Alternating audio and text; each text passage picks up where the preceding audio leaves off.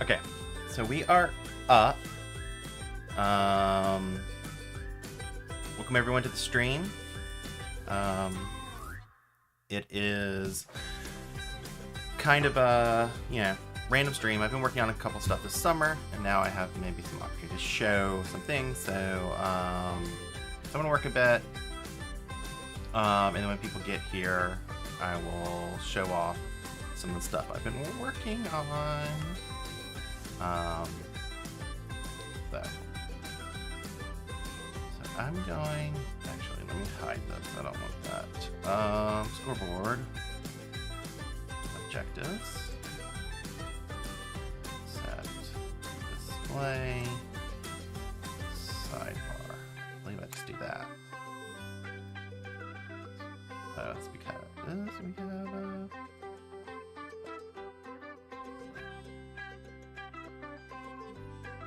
come on. Scoreboard. Objectives. Set. Display. Sidebar. I think that's... Yes. It makes nothing go. Alright. So that'll get me going. So I'm going to go up into the sky and build a village. How far up do I want to go? Which chunk do I want to build a village in?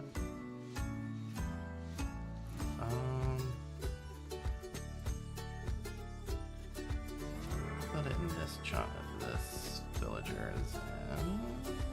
It would be here. Put it in this chunk. To 32, 32. I'm gonna go up pretty high. This is gonna give me some space vertically.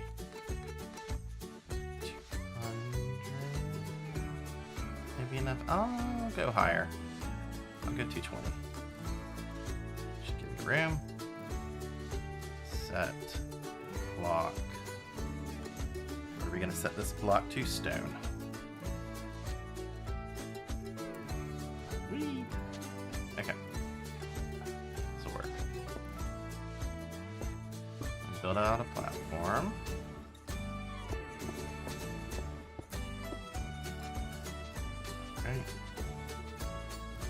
Fill here.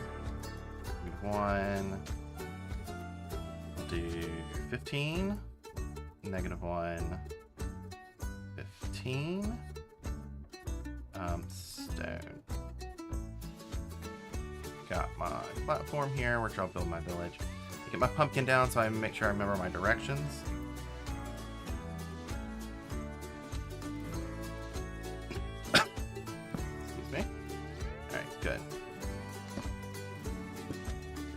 Here, because I'm going to do a sweet iron farm, I'm going to hill these two sides.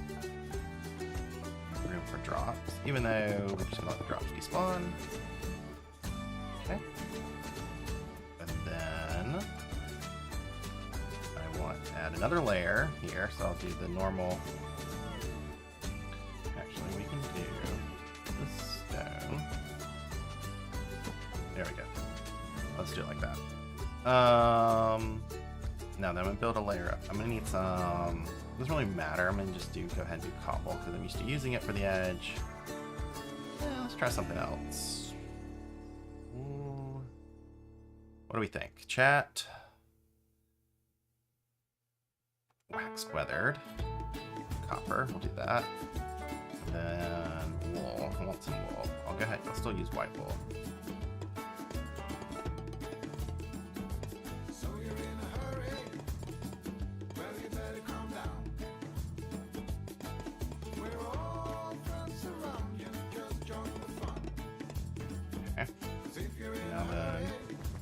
Outline of wool.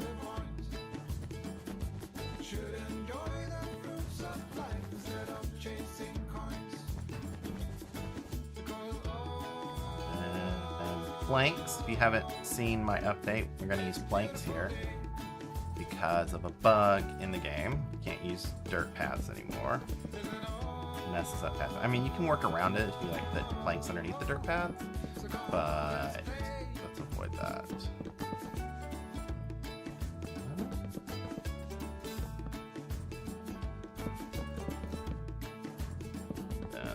think it's 2 on this end, 3 on this end.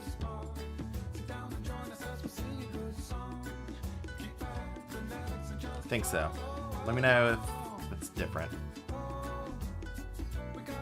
in the Sweet Iron Farm. And I need 1, 2, 3,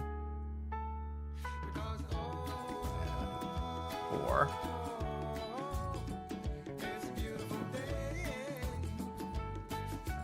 One, two, three. Should be 7. 1, 2, 4, 5, 6, 7.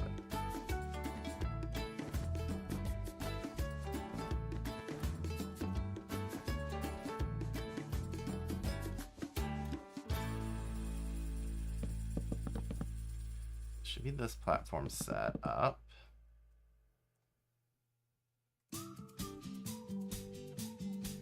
Go ahead and build up the spawning platform, which is going to be 1, 2, 3, 4, 5, and then we do our platform.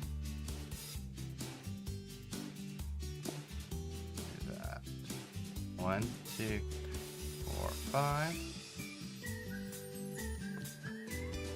Fill.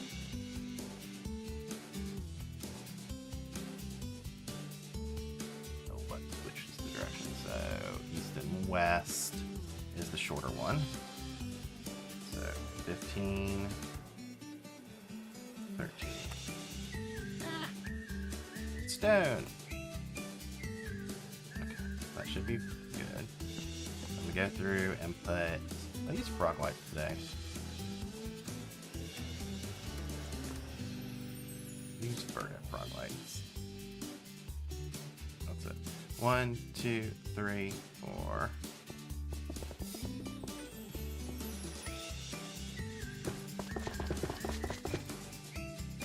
One, 2, 3, 4. Did I do it right? Nope, looks like I did it wrong.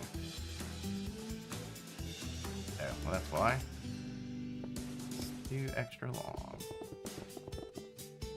Which means I am off on what direction I'm doing things. It's fine. Easy fix.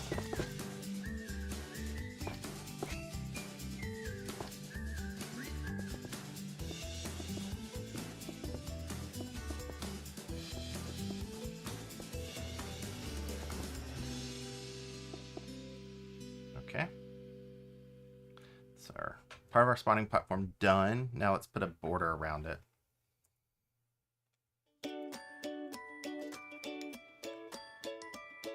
Glass. You don't really need to use glass here, but I prefer to do it so I can see in the farm when I build, when the farm is running. But in reality, you don't need it. You can use another block.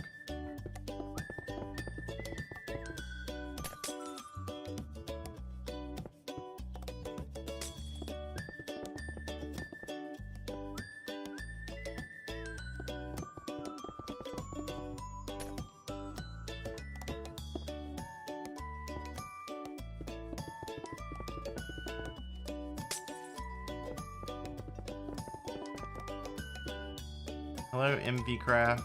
Welcome to the stream. I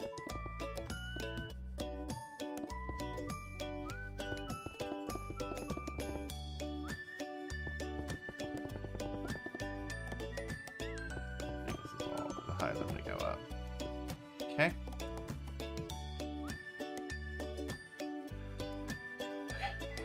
Next step, I'm going to go ahead and put in our cobwebs. Now, if you've seen my farm, cobwebs are optional. I use cobwebs to align the drops if they have a far distance to drop. Like say if I'm dropping them from all the way up here down into a storage area on the ground. But if you build on the ground, you don't need them. They don't have, the drops don't have that far to fall. But if you build high and you find that your drops are not making it where they should be, then put in cobwebs. It's an easy solution. Do buttons again. I'll do oak buttons. Technically, you only need buttons on one side of this, but I always do both sides. I may, so MP Craft, I may do some village stacking in this video. I don't know. Depends on how much time I have. I wouldn't say the easiest way. I have my way I do it. And I haven't really experimented too much with village stacking with the iron farm. With the sweet iron farm. Because I don't know if it, like if you put two farms together and then breed, if they're like everything automatically works. I feel like it should, but I'm not quite sure.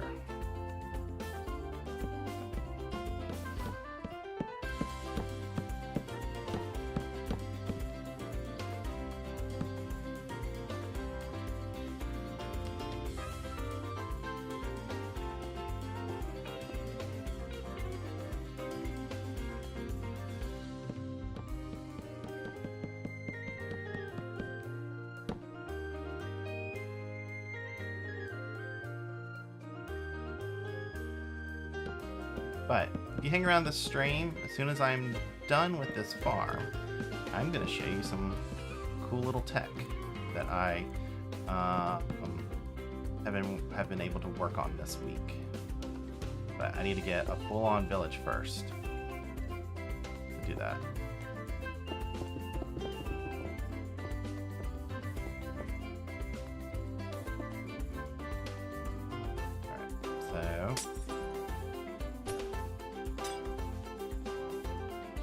Alright, so alright, so now I'm gonna make things a bit easier. Bill.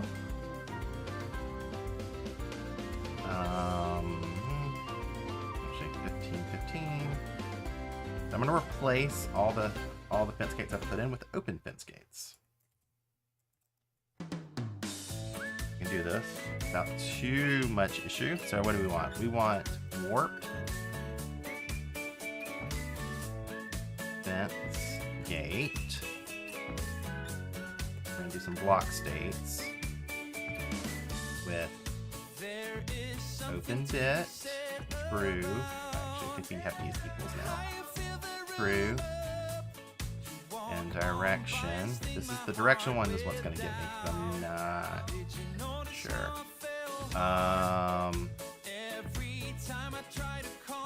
Just go with 0. See what that does. Replace warped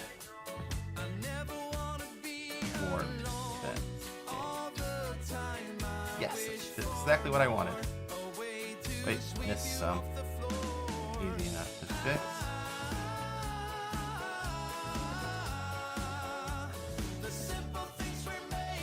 Okay, and I'm gonna put lava in. And I'm gonna use a structure block to copy it over to their side. I'm trying to remember, how do we balance it? I think we put them on 2 in, if I remember correctly. Will you ever be in love with me? Share a piece of your emotion. Then, will I stay here in the back and I'm trying to remember. I mean, that doesn't really matter. What did I do? Okay. Here. And then here. I mean, that's enough, but I forget how, I think I may move these closer. Let's see if I can remember this. Does not matter. Does not matter. I'm doing something that does not matter.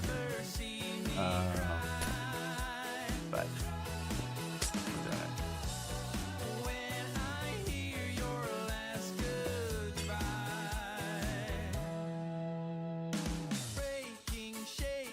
I think I put them on the end. Okay. Then I do 1, 2, 3 here. 1, 2, 3. Look at that.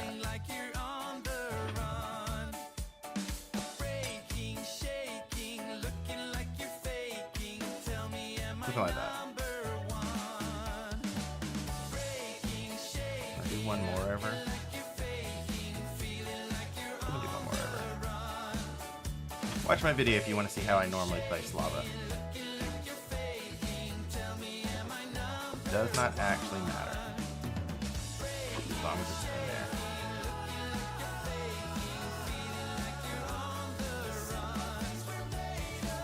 Alright, that looks more normal. Give myself the structure block.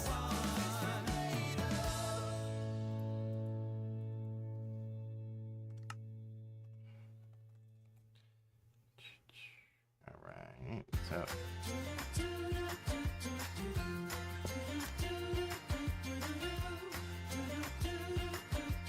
Alright.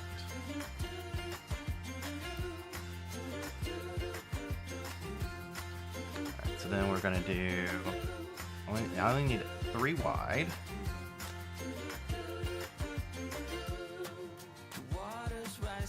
And then that's height's fine. And then blue needs to be, what, 18? Okay. Lava. Blade.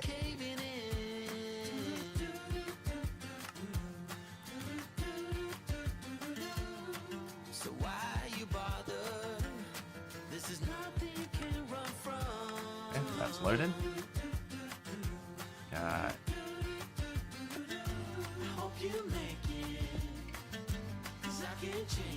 Alright. That's lava blade in. Now we're gonna do water.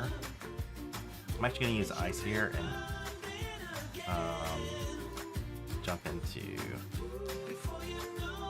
create. So I think we just do the ice and let it melt. Then go down here. So to get the ice right, we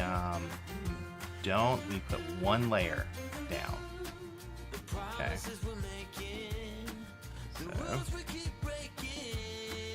game mode survival.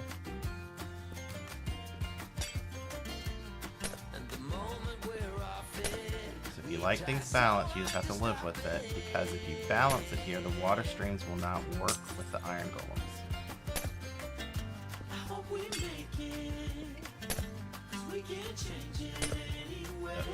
See, that one melted.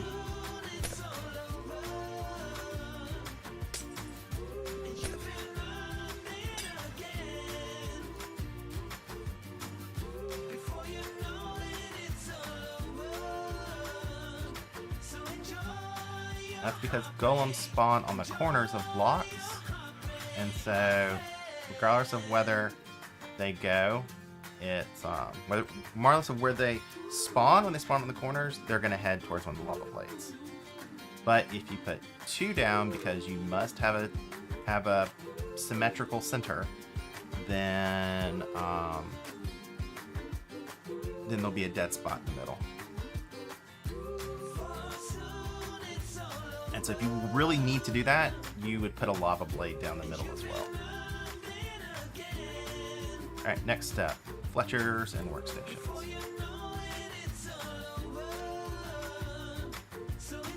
Actually did not check if this was high enough above my previous village. Let me go down. There's a village down here. I want to go ahead and kill this village.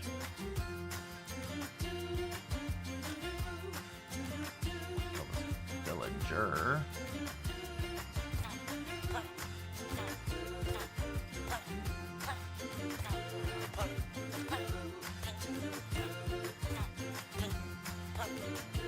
Come on.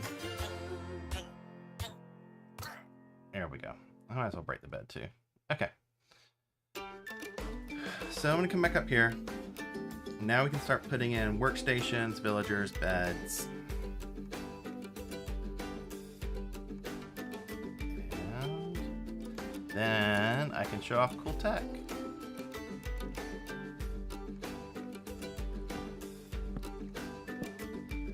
2, 1, 2, 3. outside. So we skip 2, 1, 2, 3. Skip 2 in the middle. 1, 2, 3.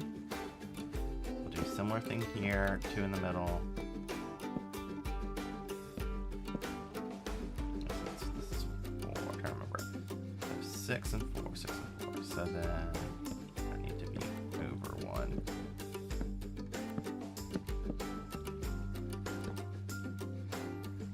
Yeah. So like that. 1, 2. Skip 2. 2. And then I'm gonna use. I usually like fences here because they're cheaper. But I think I'm gonna put glass today.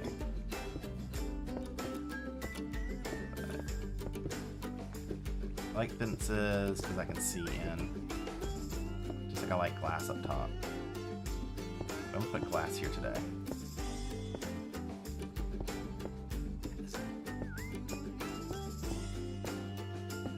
Also, it means like cats shouldn't get stuck. If they start doing, I can raise the glass up some more. There. Now then, temporary blocks. 1, 2, 3, 4, 5. 1, 2, 3, 4, 5. And I will just spawn all the villagers in. I won't feed them this time.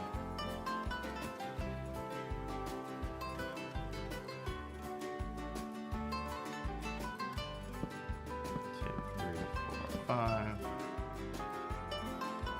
6, 7, 8, 9, 10.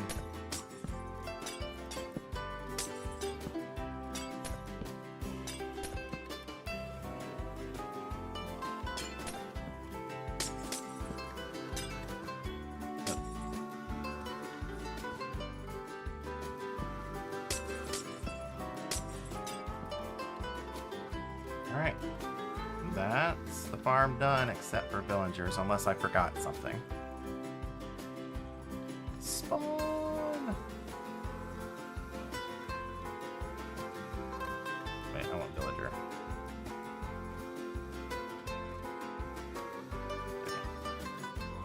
1, 2, 3, 4, 5, 6, 7, 8, 9, 10, 11, 12. 13, 14, 15, 16, 18, 19, 20, 21, 22. I put in 2 extra villagers because I had 2 nitwits. So I'm going to send them to a farm.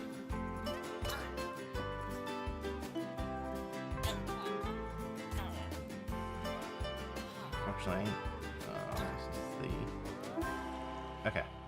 So it should be here. Make sure we have the right numbers. Time set night.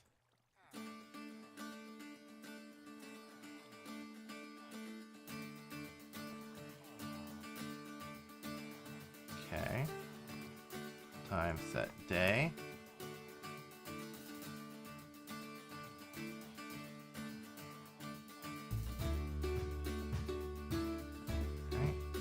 Everyone seems happy, able to work. Should start seeing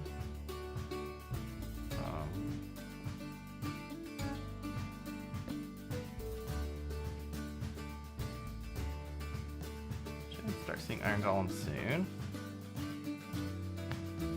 And then we should start seeing iron golems and cats. And if not, I may have to pull up the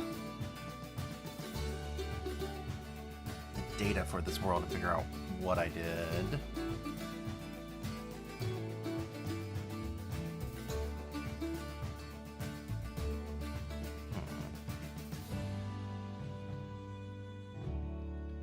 People are working.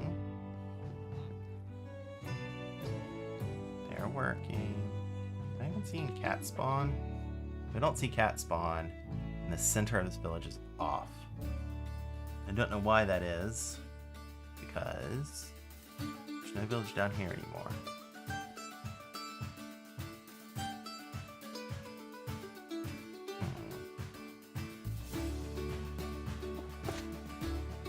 Mark the corner. Mob spawning is off, that's what's going on.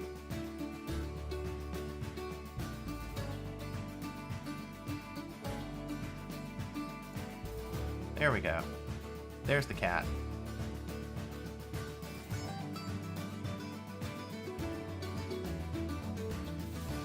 Make sure we get an iron golem. And then I get to show you some cool things. There we go. Okay. So now that we have a village, I'm going to show you some tech that I've been working on this week that and discuss village boundaries. So the first thing I gotta do is I need to find the edge of this village. So since I'm in creative and I can use peaceful, what I'm gonna do is start here at the corner. I'm gonna just go out 32 blocks. That's 2 chunks. Okay. And then center will be, this will allow us to detect. Come over here, and then I'm also gonna go out 32 this way. So 2 chunks this way. Start here. Okay. So what we're going to do is we're looking for the lower northwest corner of this farm. And we can find that, of this village, we can find that using Bad Omen. So I'm going to give myself Bad Omen. At S. You can also use our bedrock to find this information as well, but not everyone has access to our bedrock. So if you have your world and you want to do what I'm about to do, download a creative copy, give yourself Bad Omen, set it to peaceful, and find it. Okay, so over here in the corner, you see that I have Bad Omen, and I'm going to walk 1 block at a time until I lose it.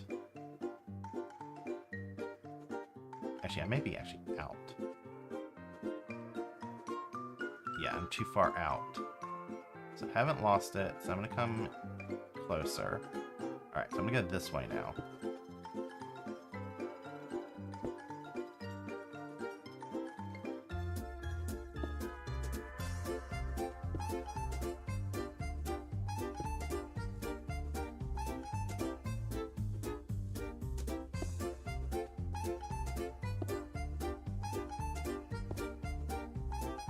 Okay, so this block has it. So we'll test it. Yep. Try it one more time. I have Bad Omen. I step onto this other block and I don't. So this here, this little line between these 2 blocks is the, what are we looking at? North edge of the village? North edge of the village. So I'm gonna mark that. Go this way. Somewhere in this direction is going to be the west edge of the village. Go ahead and get rid of all these blocks.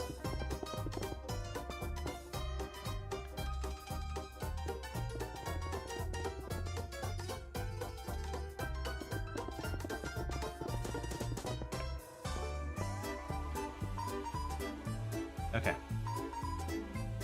So we're gonna come back here, move out. All right. So now that I'm doing it again, I'm gonna walk forward. 1 block at a time until I lose Bad Omen.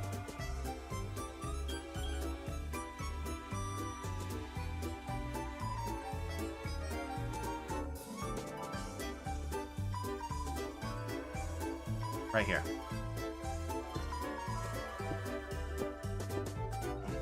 If I do everything correctly, this block will not take me bad omen, and I walk forward here, and I lose it. So this here is the corner of our farm. Okay. So now then, this is the corner of our farm. Now we have to find the lower part of this column. I don't know the height. This is a bit more annoying to do.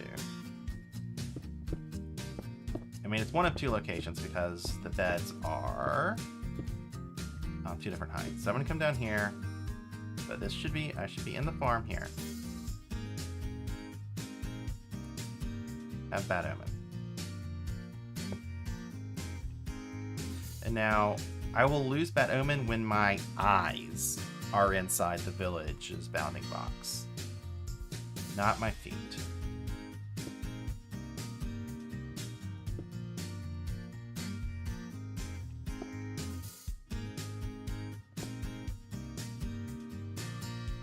I don't have it like special crouching enabled, do I? Alright, shift. Is that a... Maybe that's only in beta.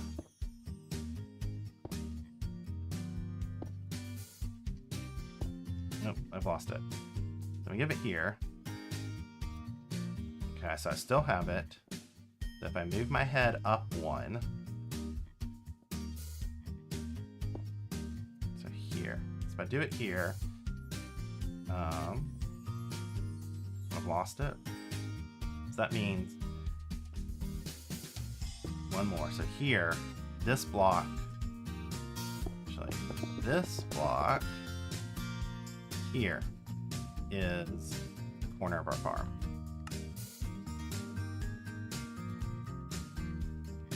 So if I'm here, actually here.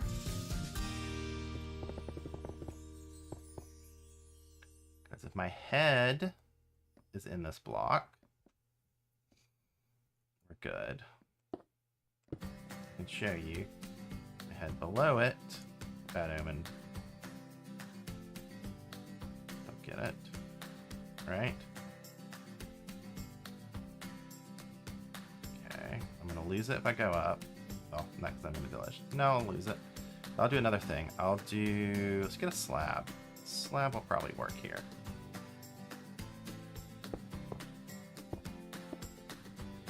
Now then, if I give myself bad omen here, jump up. Oh, apparently my eyes are not high enough yet. Let's try it one more time. Then we're going to do trapdoor.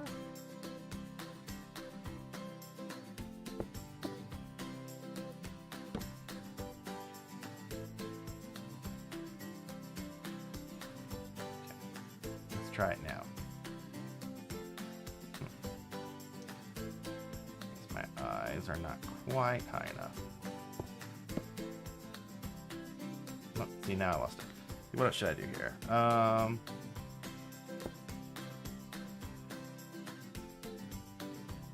Okay, yeah, that was the block that we were under, so that's what it is.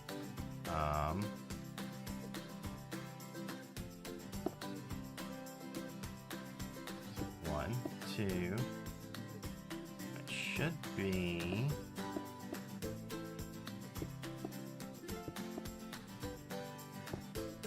I'll go here.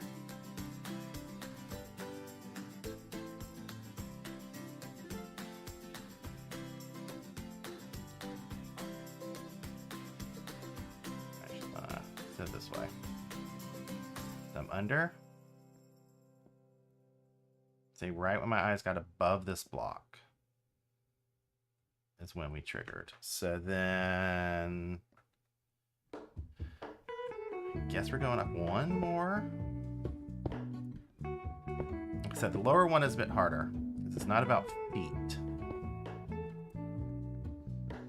I'm trying to make it where, you know. There we go. See, I disappeared. It disappeared. Don't have it. I jump up, now I'm in. So that means that the block where the slab is our lower northwest corner of the farm. So there. Okay, so now comes the magic. So I've been working on a behavior pack that will show the village bounding boxes if you know where the lower northwest corner of a village's bounding box is. And so that's what I'm about to show you.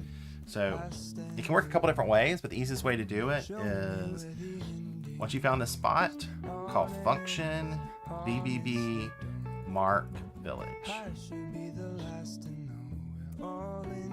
And that puts a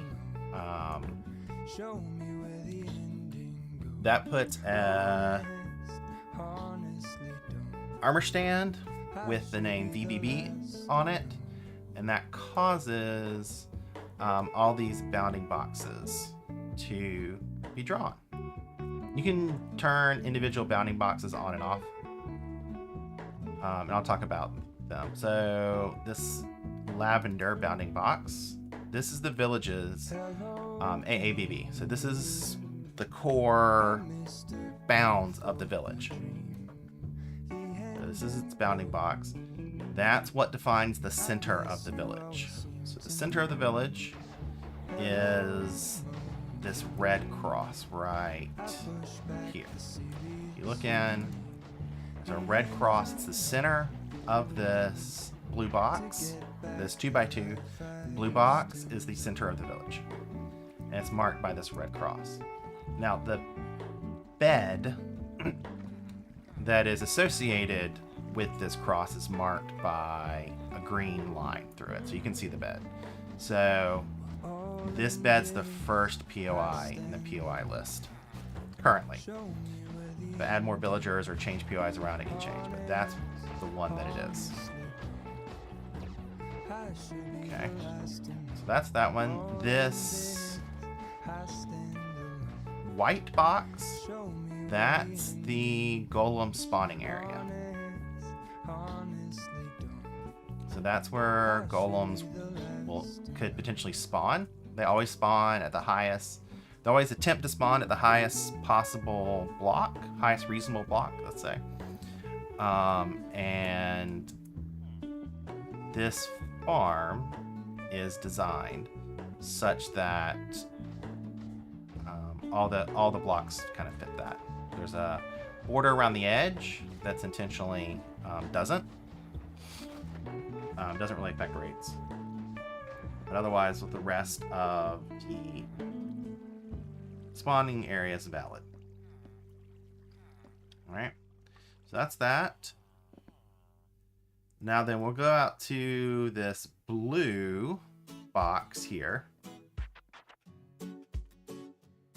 And this is the sort of what I've been calling the exclusive economic zone of the village, or zone for short. You can call it the sovereignty zone, whatever you want to call it. But this is the zone. This is the box that if you put a POI, like a workstation or a bed, inside it, that will get added to this village. If you put it on the outside, that allows a brand new village to do. Now, inside and outside is slightly complicated because it matters. It works slightly different on like the positive versus negative side, so like the north versus south. So like on the north side, put a POI down one block outside the region, it'll still count as in, versus on the north side. And then the last box here is the activation region. So this is the region in which the player's eyes need to be inside for the farm to work. And so that's what that region is. And it's different on sim level. So I believe I have function BBB with sim6. Do sim6. So this is the sim6 region here. Let's see what else do I need to explain? Questions. Other features. You can toggle with this pack I'm working on. You can toggle individual bounding boxes. So function BBB. Let's go. Toggle off. We're gonna turn them all off. Okay. Let's say I just want to show the iron region. Toggle spawn. So we toggle the spawning region for golems and cats.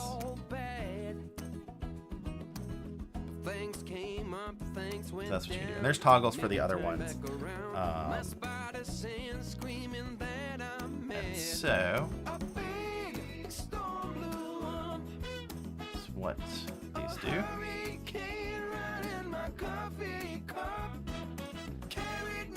So this is a behavior pack. It relies on a resource pack from Light Loader, and when everything gets finalized, I'll put all that into the documentation. But I'm mostly doing it so I can kind of explain some of these village mechanics, since people have a hard time visualizing all these different bounding boxes. So switch the music up.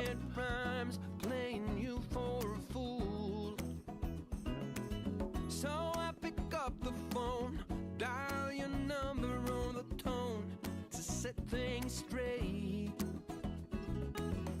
Things come up. There's a little less words in it. All right. So let me actually enable the second behavior pack I've worked on. I've already released this one, since I do have an iron farm.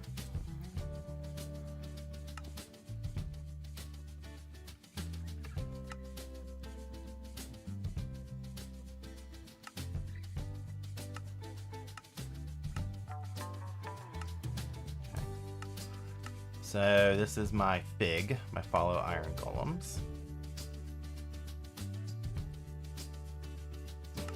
So once I have that, second behavior pack. The way this one works is I gotta turn it on. Function fig slash to make sure set up to kind of install it. Function fig slash start. Yeah, so this is going to sort of track our iron golems. And so what this behavior pack will do is mark where iron golems spawn, measure how often they spawn, but the most important thing is it will calculate the average age of an iron golem. It should have been 241, the average age. I might be off by one tick when counting these ages, because it spawns straight in lava, which should kill it in 241 ticks, not 240. Huh. Anyways, maybe I'm one tick off in this time estimate. Doesn't really affect too much.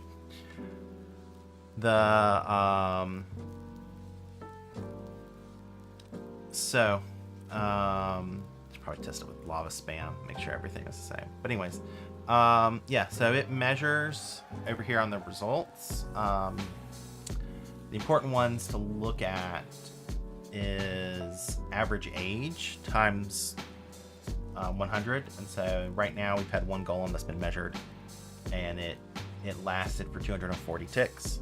So that's why it's 240.00 over there. It also gives you an estimate of high and low estimates of that based on the variance in Iron Golem Ages. So this allows you to kind of know how tight your estimate of average age is when plugging that into my model. I wasn't able to calculate the model directly in here, but for the most part, once you know how many spawn spots you have in your farm, so I can tell from this one, I'm gonna have this design as a 14 by 15 spawn area. And so once I know that, and I know the average age, I can get a very precise estimate of what my iron farm does. And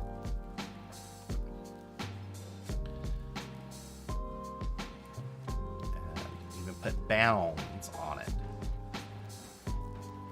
of a positive and negative. So, oh, we got a cat that went into the villagers. Yeah. So that's what that does. So we'll have that run. And then we'll have the pack running. Then, so let's talk about, let me show the village's zone. Show. So what I need to do is function, BBB, toggle, zone. So we'll show this village's zone. There we go. And so let's say we wanted to put another village.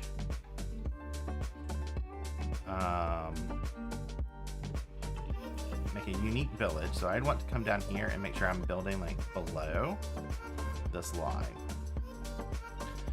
And I haven't updated, but I do have some work on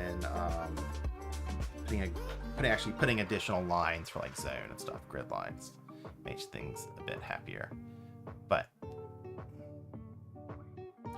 let's just get our heights right. Come down here. Actually, not here. This is the direction of the edge.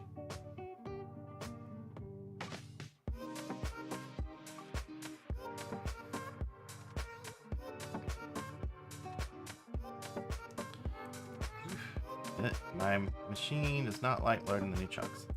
So set block glass. Just do that. There we go. So now I have a block to stand on. And then I'm actually maybe I should just try to fill this whole thing in. 1 second. Let me check. So Simon Alvarez, I just built this farm in my world and changed the top platform to pool water and golems to the center. Yeah, you can do that. You can change your platform around. I like doing it on the edge because then I can have things flow off into like the next farm below it if I wanted to do it that way. I also, if I do towards the center, that means I probably need to leave a hole open for the beds. And so it doesn't allow me to cluster beds as tight into the center. It may not actually matter if I move things around, because if you look, if I look at my spawning region up here, at least for this has a bed. Oh, let me show the center. Function, DVB, toggle, center. Oops, yeah, there we go. This is my center bed is here. So the center potentially could be shifted. How much room do we have to shift the center over so that we get a spawn of at least 14? So we can shift on this side. Yeah, so we can shift over. I guess we have a room for about 2. We can go... let's see. this is a spawnable block. And then we may have about a play of 2. I believe, if I think about the... Yeah, so this is... Actually, this is a 17 by 17, which is this location of blocks. Yeah, so it'd be anything that has its edge overlapping this boundary. Right now, let me go... Yeah. So anything... Blocks over here would be valid too. I think. We go, wait. My brain. Where are the valid spawn blocks? 1, 2, 3, 4, 5, 6, 7, 8, 9, 11, 12, 13, 14, 15, 16, 17. Okay. So then I guess that's... Okay. So it does show the full block. So at least for this, 1, 2, 3, 4, 5, 6, 8, 9, 10, 11, 12, 13, 14, 15, 16, 17. Okay. So yeah, so it would, these are the full blocks. So these blocks on the edge are not included in the spawn. Spot for gold. Sorry, I had to think out loud for a bit.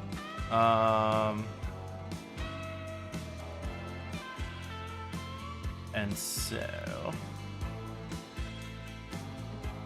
Yeah, and so then you have a little bit of room to work with if you moved your beds around, like space them out. I guess it could work to put everything down in the center, because I do cut off the edge on both sides.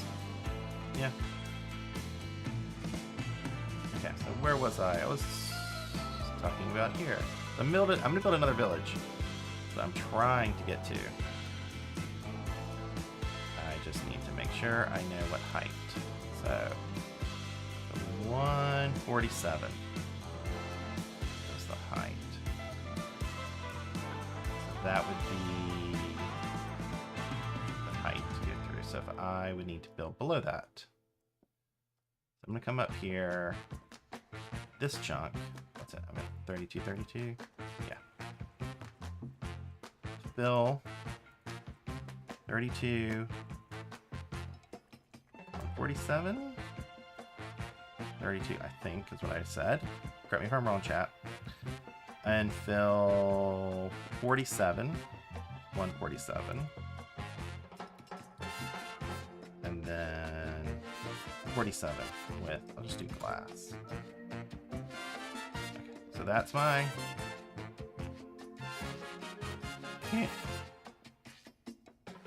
That's an interesting visual glitch.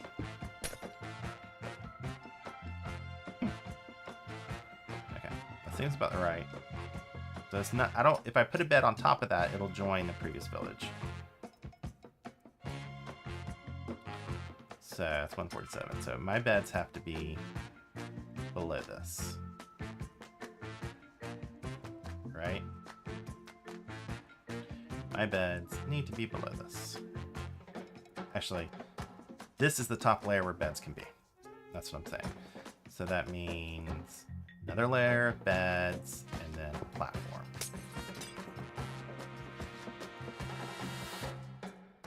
Okay. No, wait, I'm standing on... Wait. Here. Really should have enabled the grid lines, but I don't have that working in this version. 147. So I'm standing on 147. Standing on 147, that means the blocks. Okay, so these blocks are one block too high. I mean, technically they are where they are, but... Yeah, 146.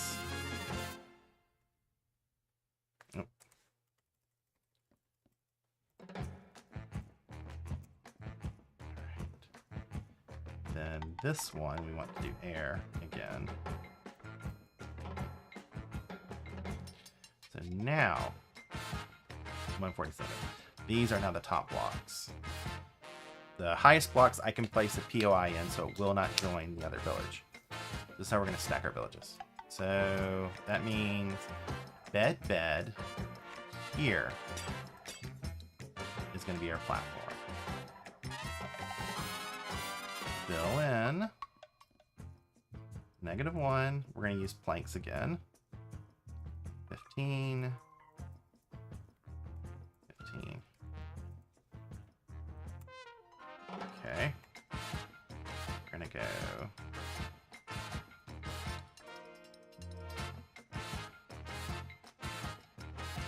That's that. We'll get here. We'll use a structure block. Get the structure right. 1, 2, 3, 4. This would get us below this one. So here.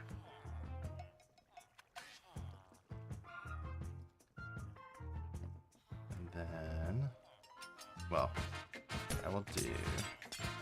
Put it here. All right. Width of this thing, 18, 18. Offset, -2 in the X direction, I believe. And then -1 in the Y. Make sure I do not include entities.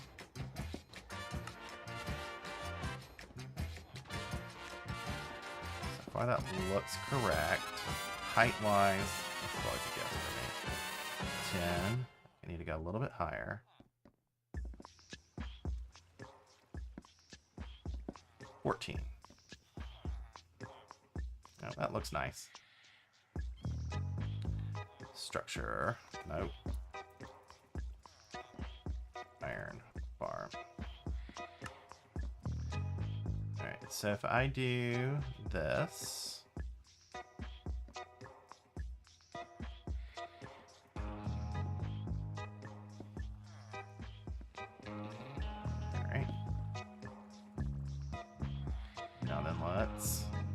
Hey, kitty cats.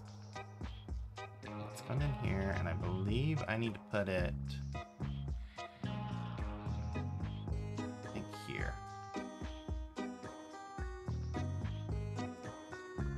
Would chunk line everything. Alright, test is going to be way drops go. But I'm not in the activation region. Should be.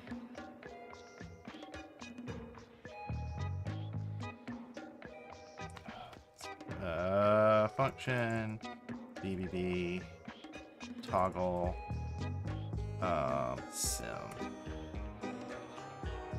Yeah, I need to be above the sim region. There we go.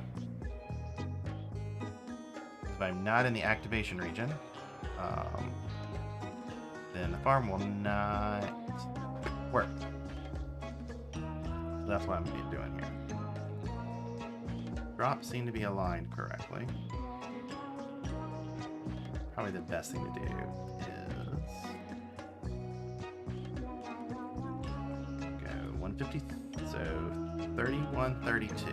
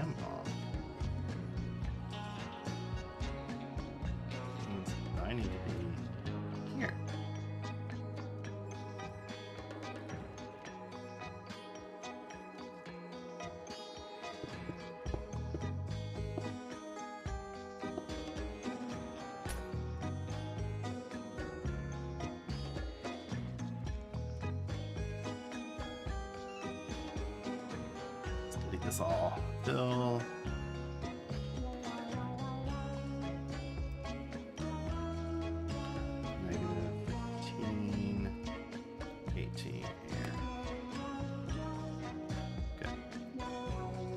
Let's try this again.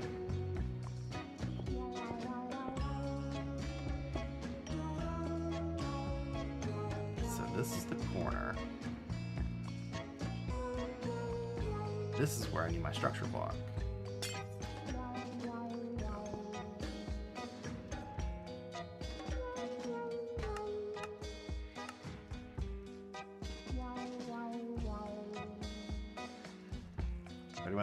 Good. Now height-wise.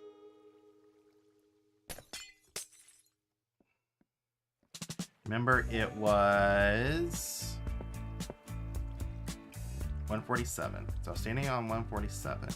And that means all these blocks are below. So when I put a bunch of villagers in here, this should be a different village. Because it's below the zone of the previous village. The above village. So 1, 2, 3, 4, 5, 6, 7, 8, 9, 10, 12, 13, 14, 15, 16, 17, 18, 19, 20, 21, 22. Okay.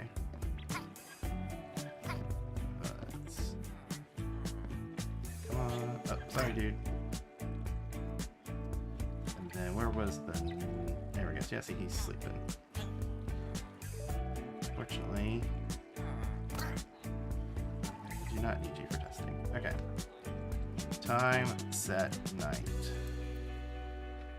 Oh. Where did that other nitwood come from?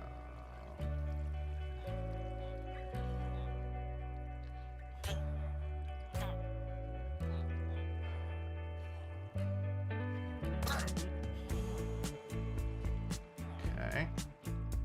Yes. You two can go to your bed. And then I need one more villager. There we go. 20 villagers. We'll see if I did it. Oh, well, good. There we go. Proof that we got a functioning village down here.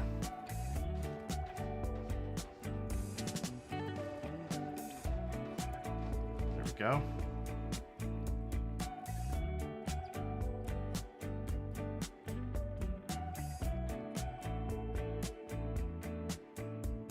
So that village is spawning.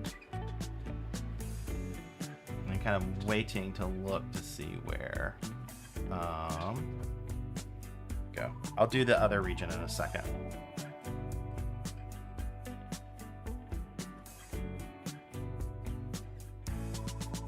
Another village is working too. You saw that cat fall from the sky. There we go. All right, so let's find the lower northwest corner of this village. Which village? Nope, still not. This is just to give me something. I'll actually be smarter about this. Because it's either... I won't be smarter. This is... It's the top bed or the bottom bed. The bottom bed is located at 145 minus 12 is going to be what? 145 minus 12. 35. Somewhere around in here. I'm going to be smarter. I'm going to find the height first.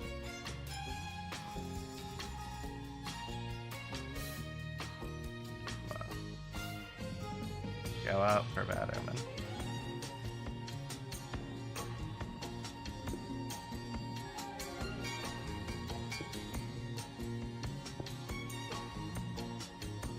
I don't even know if this is going to be inside the village.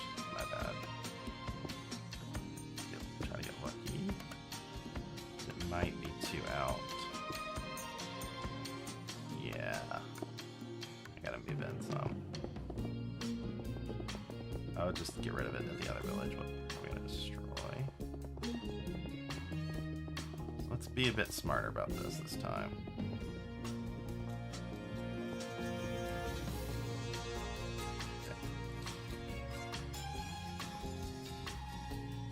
So we're gonna go in closer to this farm. About right under it. So 1, 2, 3, 4, 5, 6, 7, 8, 9, 10, 12, 13, 14. Try and find the lower coordinates. This farm. I have Bad Omen. Oh, jump one up. I don't have any more. So that would mean my head. So that would be. Let me try it again. Disappear. So my head is in the block. My eyes are now above the block. So one way we can see that is so this bottom of this block. So if I go one more, put a block there, here, easy way to see it.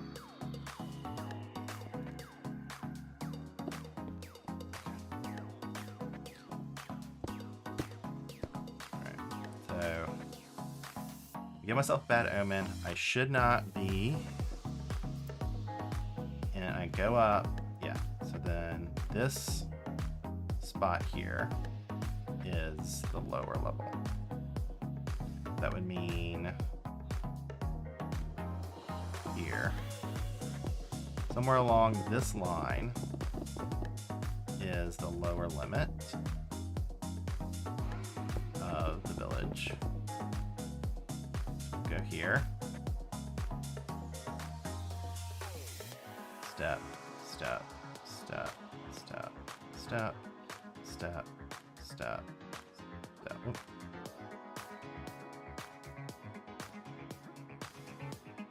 Okay. So now then, this is the limit.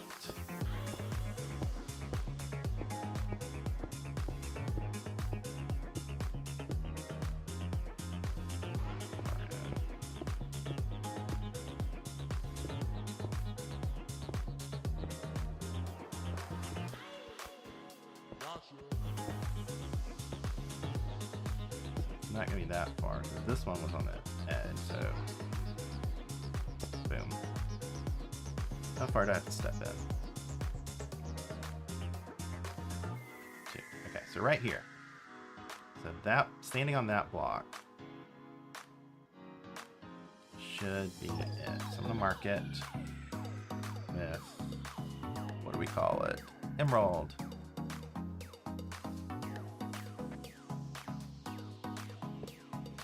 Hello, Redstone Wizard. Yep. And that would mean, just do a quick test, height-wise.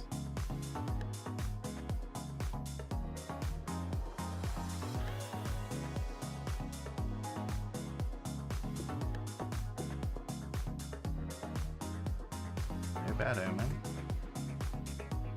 Bad Omen's lost. Okay.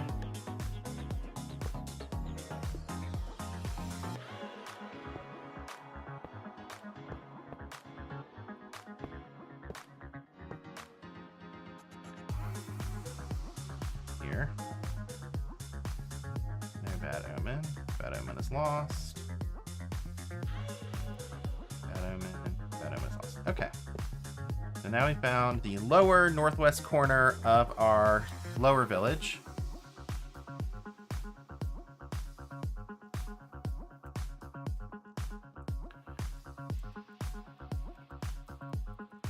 I'm glad to hear that, Redstone Wizard.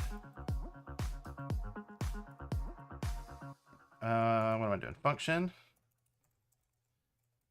BBB. Mark. Alright, so we marked our second village. So we can come over here and see. So this is the center. This is the center of the lower village. So you can see it says, it's at a different location than in the upper village. And as long as you are in both of the orange boxes, both farms will be active at the same time. So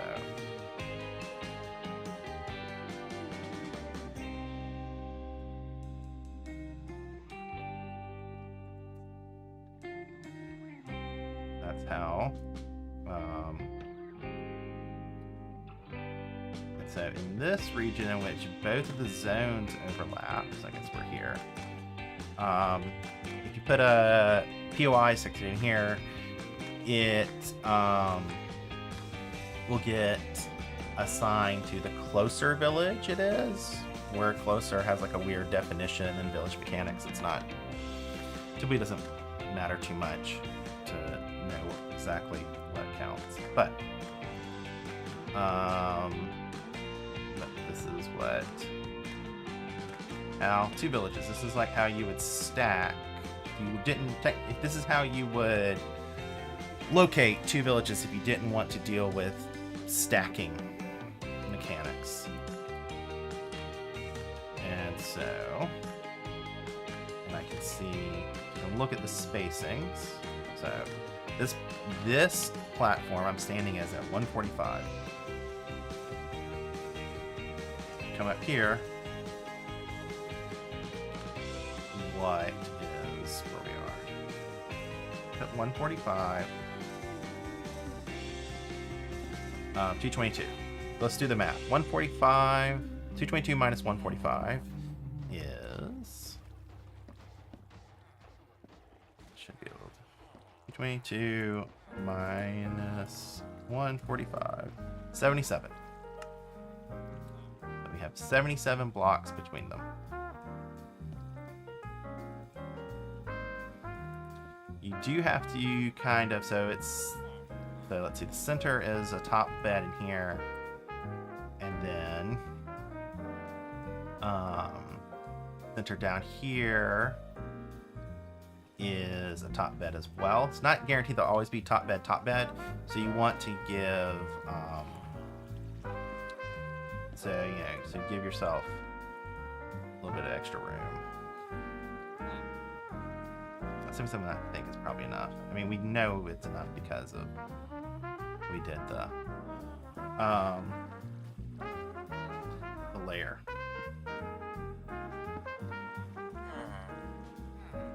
Layering. That's that one with our activation region.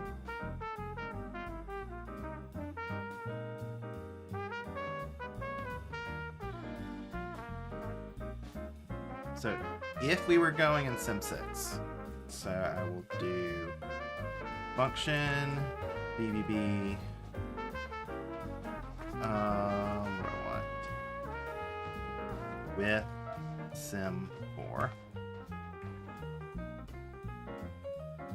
So Sim 4 activation region is a lot tighter.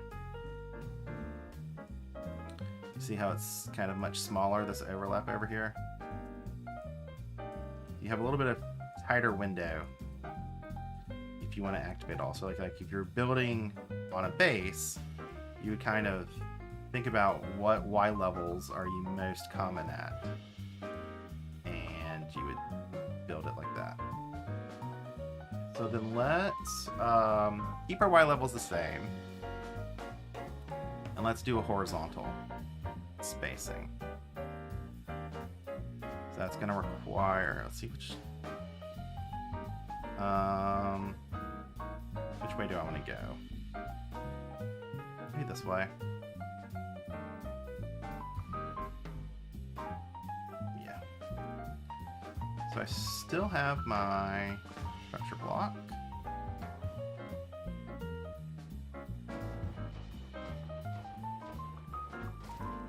So we're going to run this out until we can get a chunk on the other side of the activation zone for this village.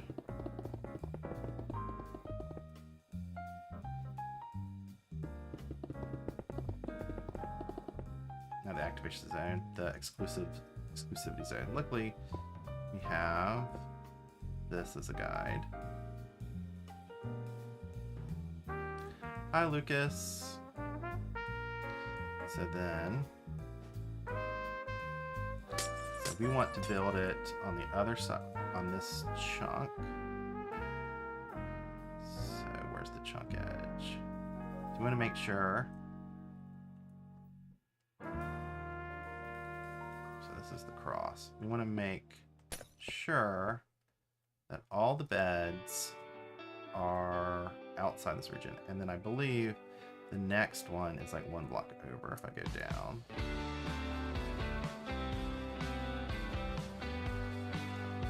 Luckily I can see the bottom floor here.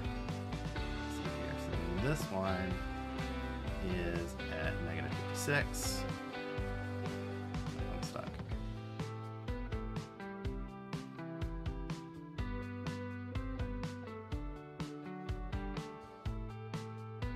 This one here.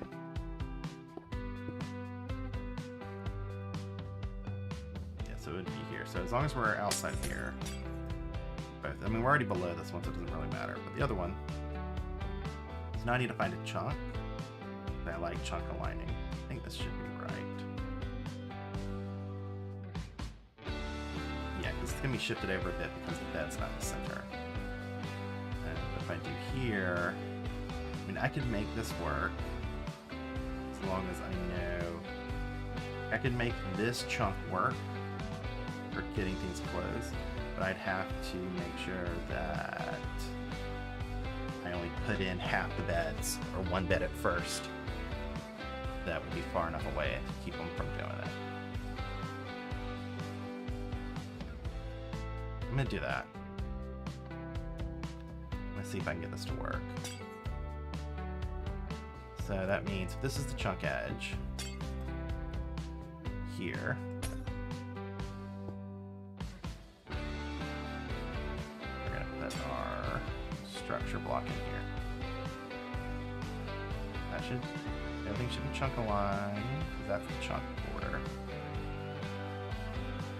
And then, let's look if this is going to work.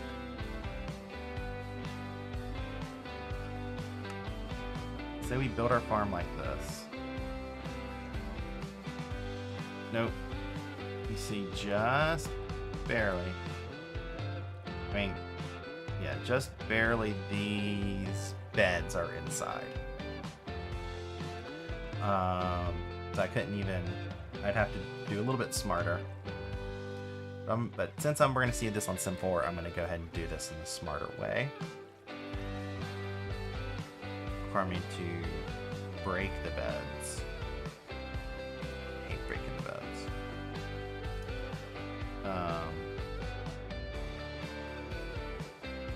Because, I mean, this one... So I want to...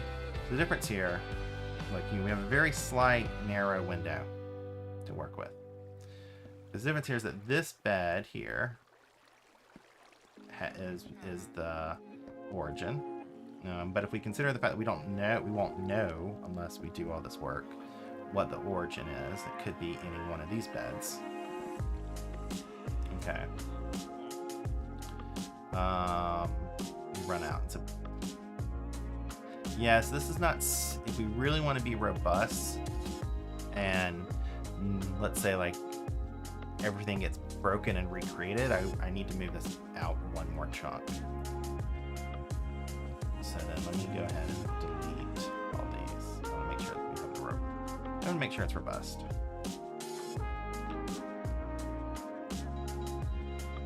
Bad omen. Then we'll go over one more chunk. This is the safest.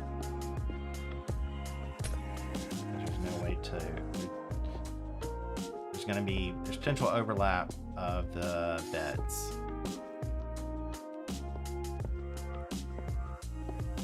We'll see how tight this makes it for Sim 4. Sim 6 we're fine. Activation. So that's a chunk edge for me. So we want here.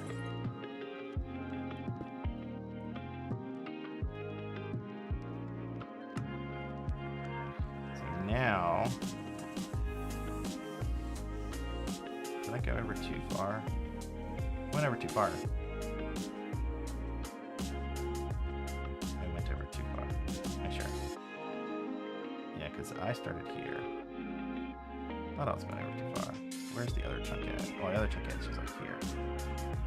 Okay, let's delete this one again. Don't want to go too far. Okay, let's get back to here. Sometimes with glass, it's hard to see the chunk edge. But that's right there. Put it in here.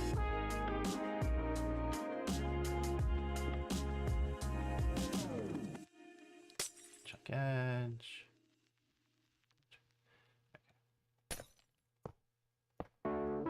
There, that's much easier. Chunk edge, one in. Okay, so this is the bed. So now all of our POI are outside. Hi, Lucas.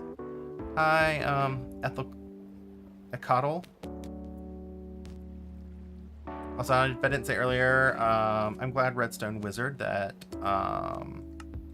my add-on has helped you with stacking and building iron farms. Okay, clean this up here.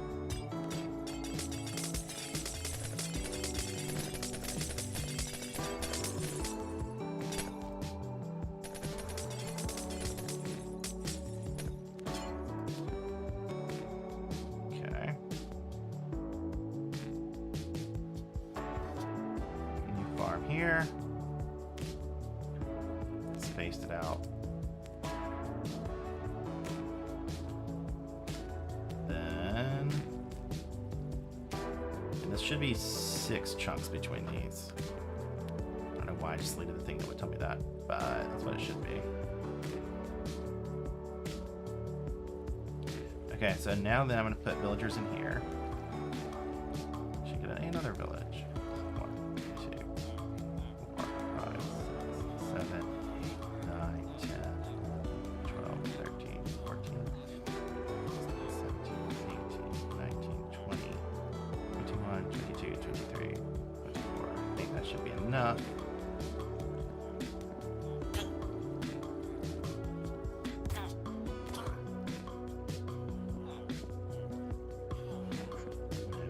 'Cause not have nitwits and not have children in here.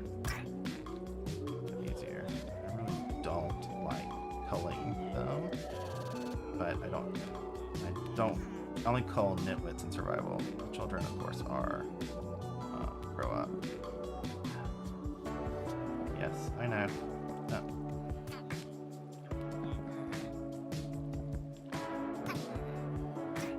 Okay, so I should have like 2 extra villagers.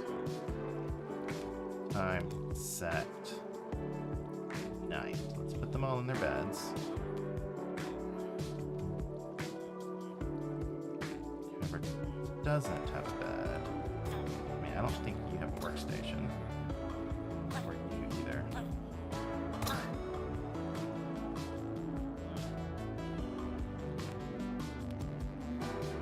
So there's 2 free beds. I know.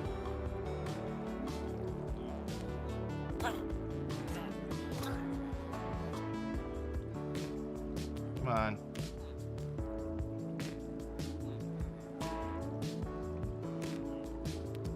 Usually smarter than this. Only grass paths worked.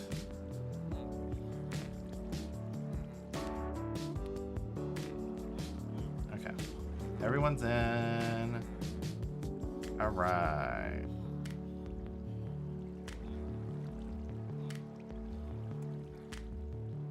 Let's see if we're getting cats. Should be correct. Because this is outside the zone. Let's look down, see if we see any cats running around. But take a minute for me to see if there are any cats. Oh, golem, cats. We're good. So that's another village. Now then, Let me find its edge.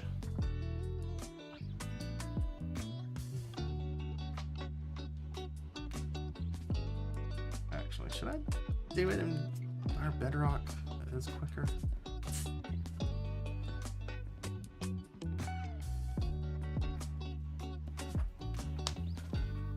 I'm trying to think. Should I do this in our bedrock?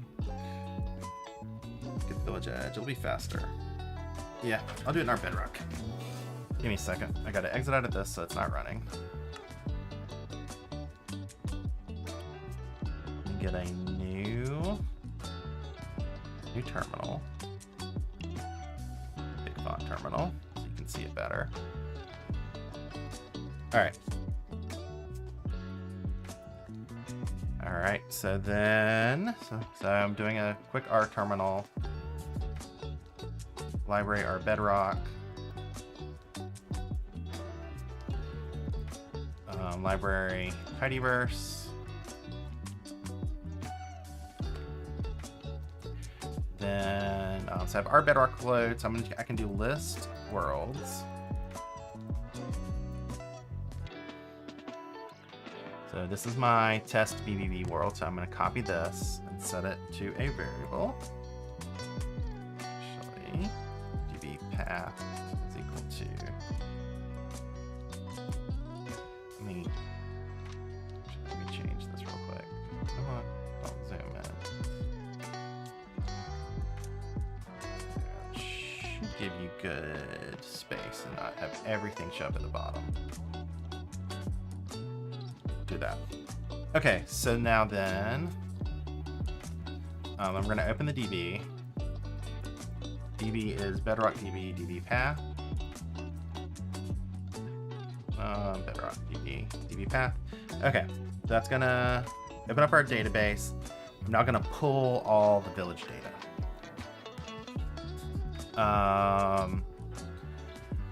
And then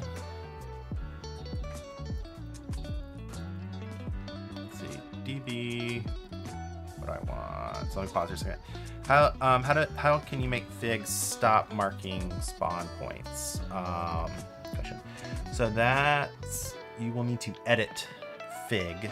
There's not an option. I mean, fig should only mark the spawn point once when it's spawning in the platform. I know you're having some issue when it changes dimensions. Is it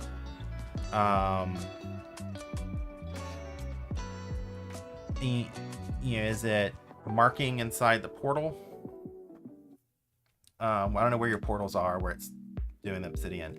And you can modify fig so instead of using emerald blocks, it uses obsidian to mark.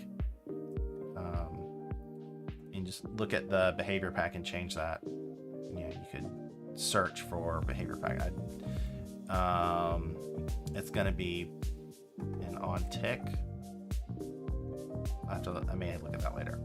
That's what you modify fig is the way to do it. So bedrock DB. So now I'm gonna pull all the village data. The way to do that is I'm gonna do get keys DB, and then I'm gonna pipe that to. Actually, no, I can do get this DBs. DB starts with equals village. So this is all of the keys that begin with village. Hey Mal, thanks for coming out. It's been a while since I've done one of these, so I'm just kind of showing off some of the tech I've been working with recently. Okay, so this is my keys that begin with village. Now I'm gonna pipe this to a filter that's just gonna pull out the info. That's gonna be str subset info. It's regular expression. So this is gonna return, so up here, we're getting all keys from the database that starts with village. And then we're gonna filter them, returning only things that. And so this is now going to return all strings with subset. So Mal asks about the chunk loading claims. I mean, I looked at the world he sent. It did nothing. He would never give us consistent answers on how it works. Sometimes he acted like he knew how it works, and then when questions got too hard for him to explain, he then says he was only guessing. I mean, the behavior from him did not seem like he actually knew what he was talking about. Felt like a lot of claims. Like I'd say, well, this would have to work, but oh yeah, it works that way, or something. Just the whole interaction was raising a lot of flags to me. So, and right before chance he was going to show it off, he left, which also confirms, I think, that he had nothing to actually that would meet standards, meet our standards. All right, so this gets our subset.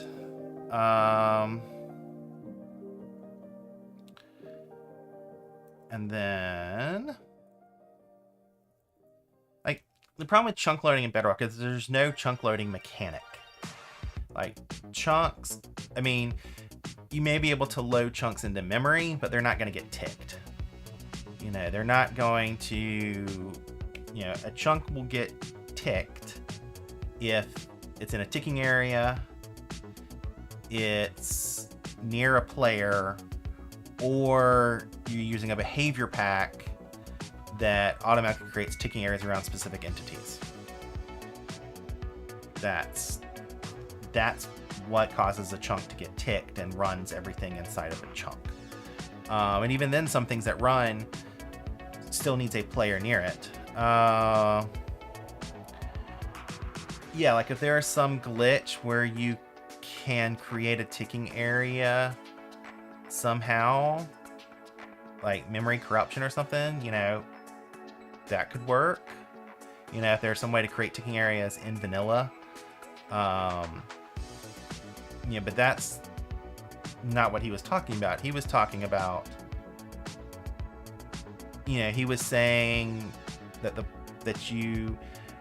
that a passive mob sitting in a boat on a pressure plate caused the game to load the chunk that the villager's POI was in briefly. And then his whole thing was, then I'd be like, doesn't work that way. And he said, oh, I'm just guessing. Like he doesn't say he's guessing until he's asked, are you guessing? He's like, oh yeah, I don't know how it actually works. And then his whole thing was that you got to rebuild it every time, and every time you log into the world. And whenever someone built it and it wouldn't work, he would say, oh, you must have built it wrong. I mean, it was a whole thing. I mean, kind of amused me over the weekend, but okay. Yeah, so right now, Mal, what I'm working on is I'm pulling the location of my villages, and I'm going to go back into the server and I'll show you the behavior pack I've been playing with. So, okay. So now these are all the keys.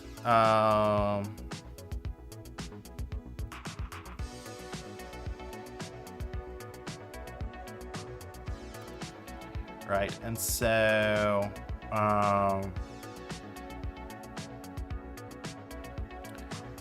then this is going to be our keys. I mean, I need to stop doing keys.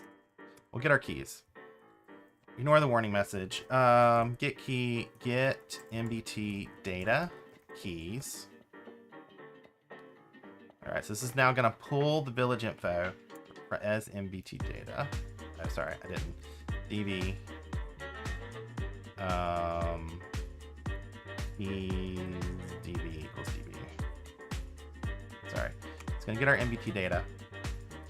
I'm going to actually save that as a dat named object. And now that I should be able to do dat map as Tibble list our bind. There we go. So this is now R. Then I need to do, okay, we'll do an MBT here. So we're going to take our data. We're going to strip off the MBT information because we don't need it since we're not setting anything back. We're going to map.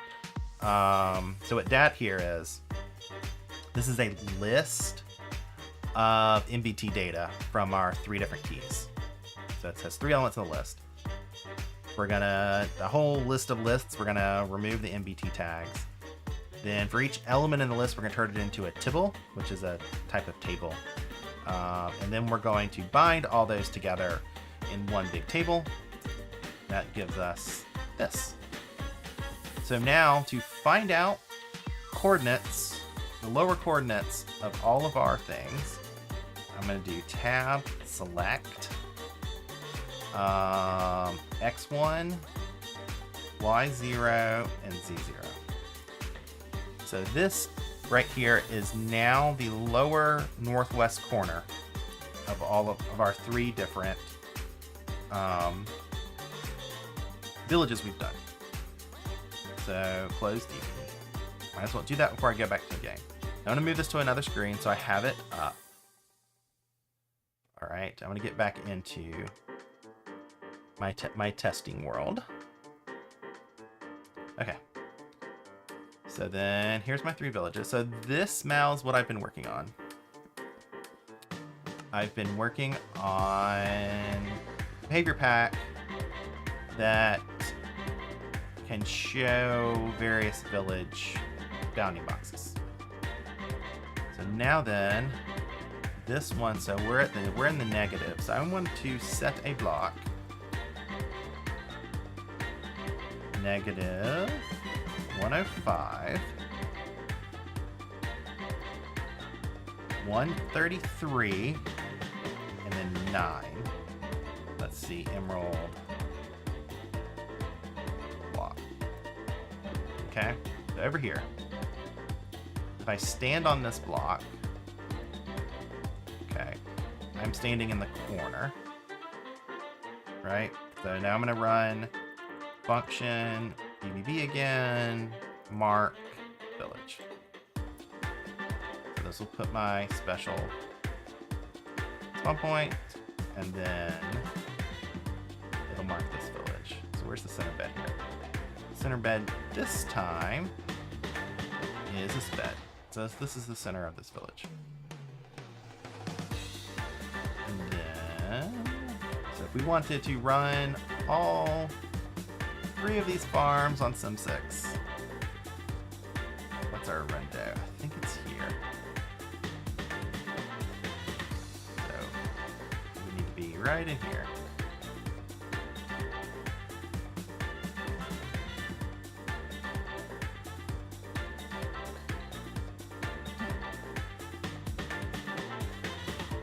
Are we too high here? Yeah, we're too high. Here. So if we're in this area, all 3 of those farms should work. You can see that one's working.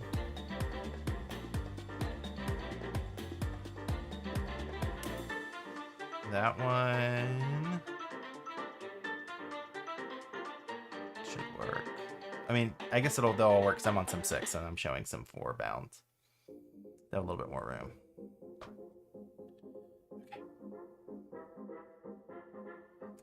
So let me see how far these things are spaced out. How many chunks?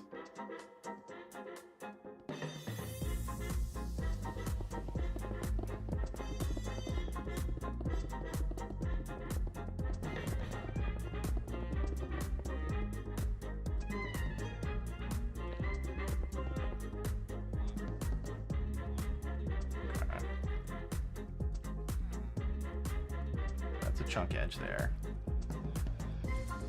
1, 2, 3. Yeah, we'll do this. 1. Where's the next chunk edge? Another one.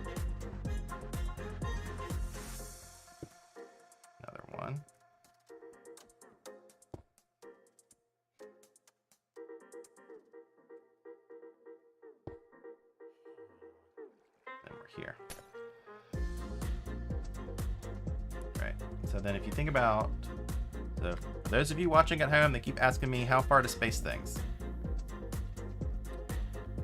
in this farm. So it's 1 chunk, 2 chunks. Actually, I'm missing it. Yeah, there's an extra chunk in here that I did not, I forgot to mark. Here we go. So 1, 2, 3, 4, 5, 6. Okay, if you're on Sim 4, 72 blocks, platform to platform, or sorry, 77 blocks vertically. That's platform to platform. Sorry, 77. 7, 7. All right, platform to platform.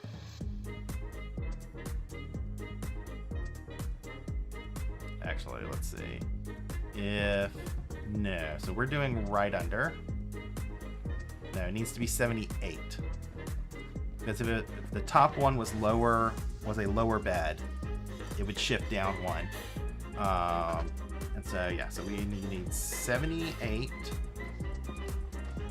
So if you do the math, you get 146, and then up there, 78. And then, so I'll show you here.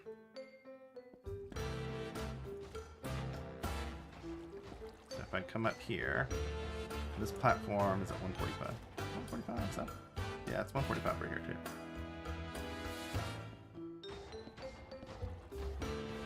45. And then, that's an upper bed.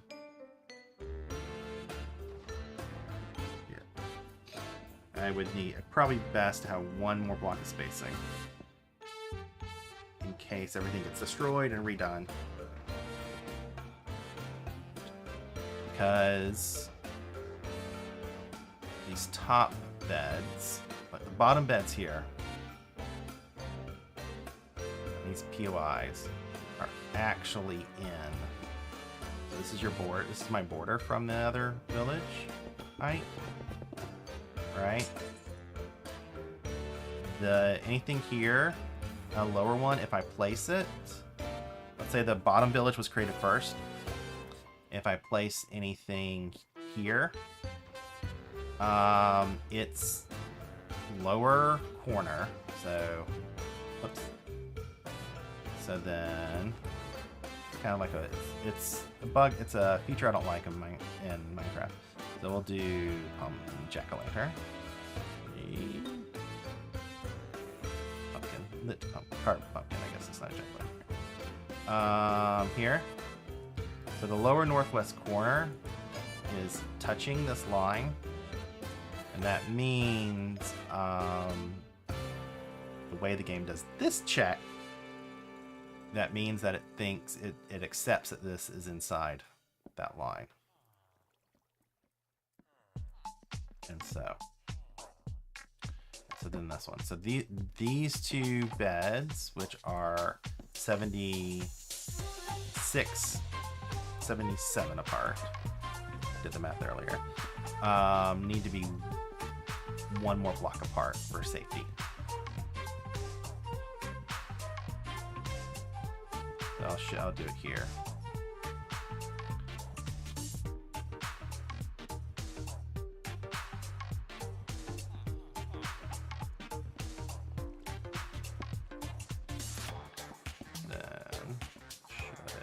Actually, how about this?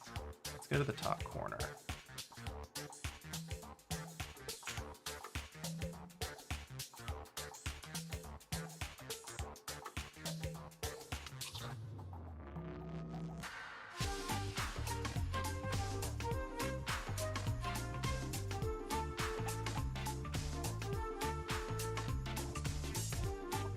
No, a bit too high.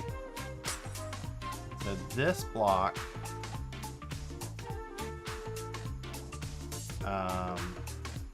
would be potentially join this village instead of starting a new one, because its lower northwest corner touches the edge of this one. So we need our beds to be 1 higher.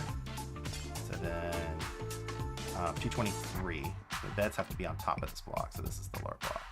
So that's 223. Remind me, chat, it's 223.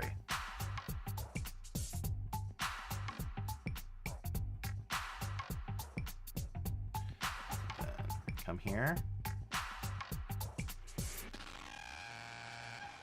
Set block. 223. Glass. Alright.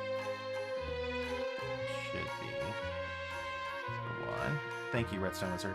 What is my preferred method to set up stack villages? None.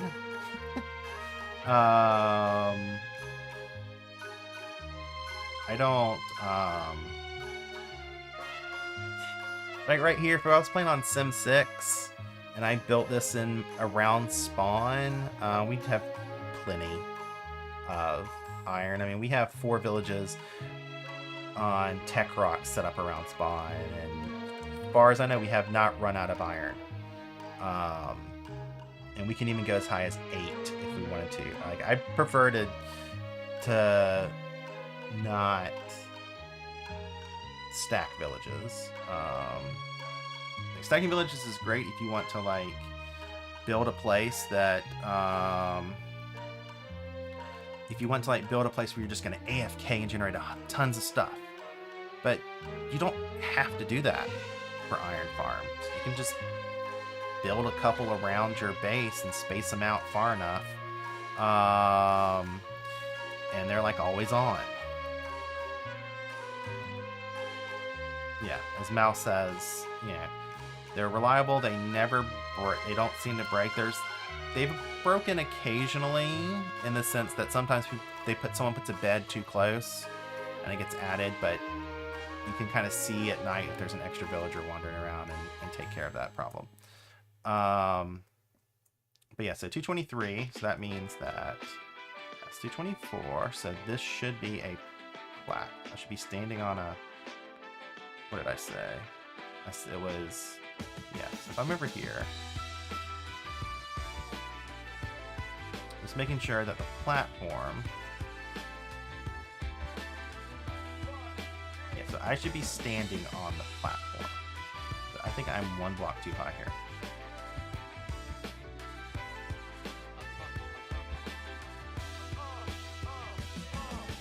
I set the block 1 block too high. So this is going, because it's 1 lower.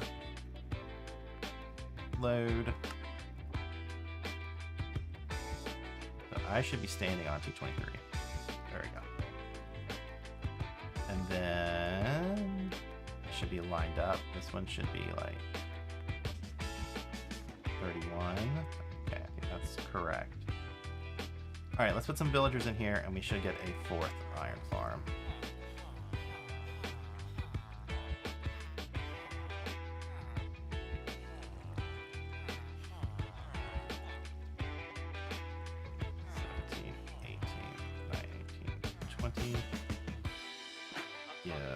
Effect. Since I was told to do this earlier. Strength. 10. Hide particles. True.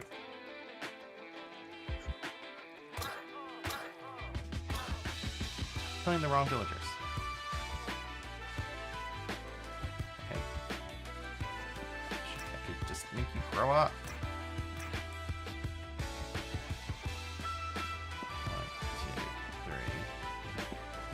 I've now lost track of how many villagers I have. Oh well, I'll keep doing them until they stop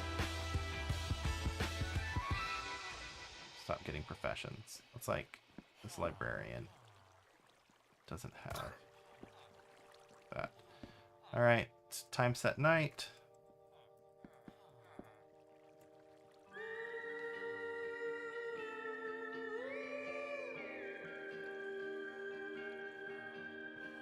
Rivers run dry, dust spreads in the air.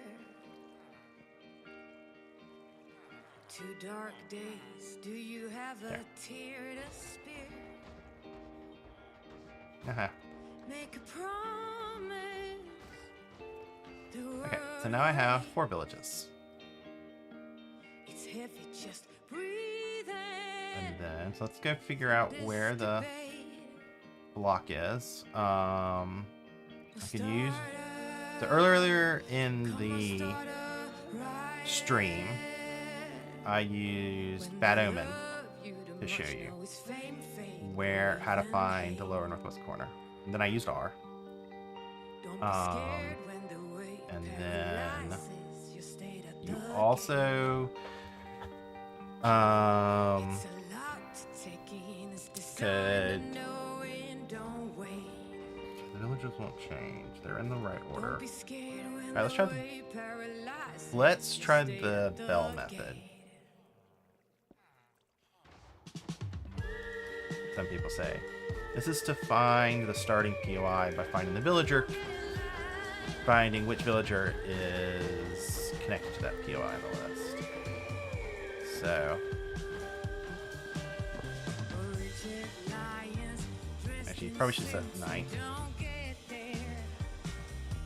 so I can see the bed.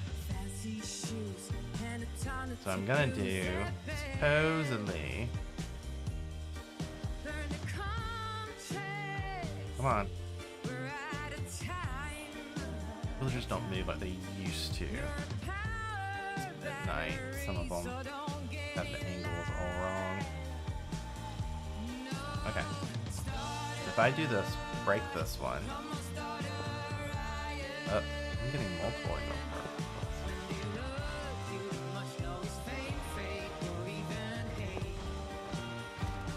particles. Doesn't actually work anymore. I don't know what I'm doing wrong. Multiple link. And then... Wait, there's only one showing? It's just hard to angle, right? I think it's this one. I'm not quite sure. Oops. Oh. Ignore that. I just can't tell which one's the angry one. And they're sleeping because they're,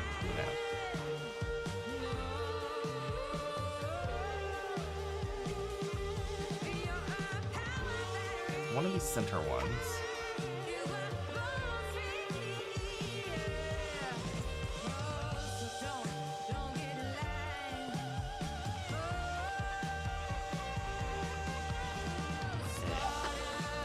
This is hard. I can't visualize it. It may just be just difficult because we have too many villages are too close. If I had them spread out into separate pods, I could probably do this much easier. I'm sure someone has a better technique for this kind of thing, but it's going to be quicker for me to use our bedrock. So give me 1 second.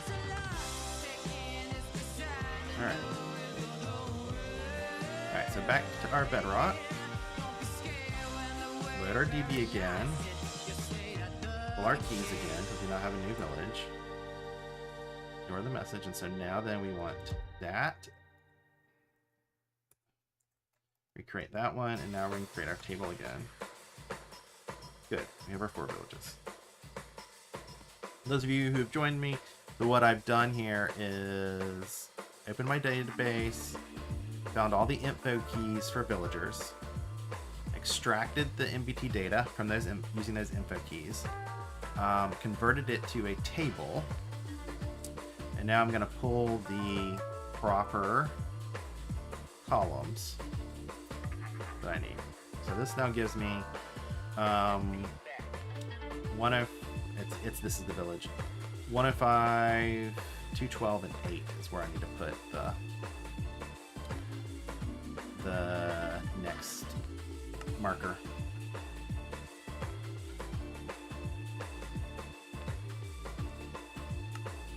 Alright. Set block. Negative 105 to 11. 8. Emerald. Okay, so we're come over here to this block, and we're going to add our named function BBB mark village. I mean, you don't have to use command to do this. You can use a name tag and stuff, but That's this one. So it turns out that this is why it was so hard, because oh wait, they're sleeping on it. Time set. So it should be this bed right here. Yep, that's the center bed.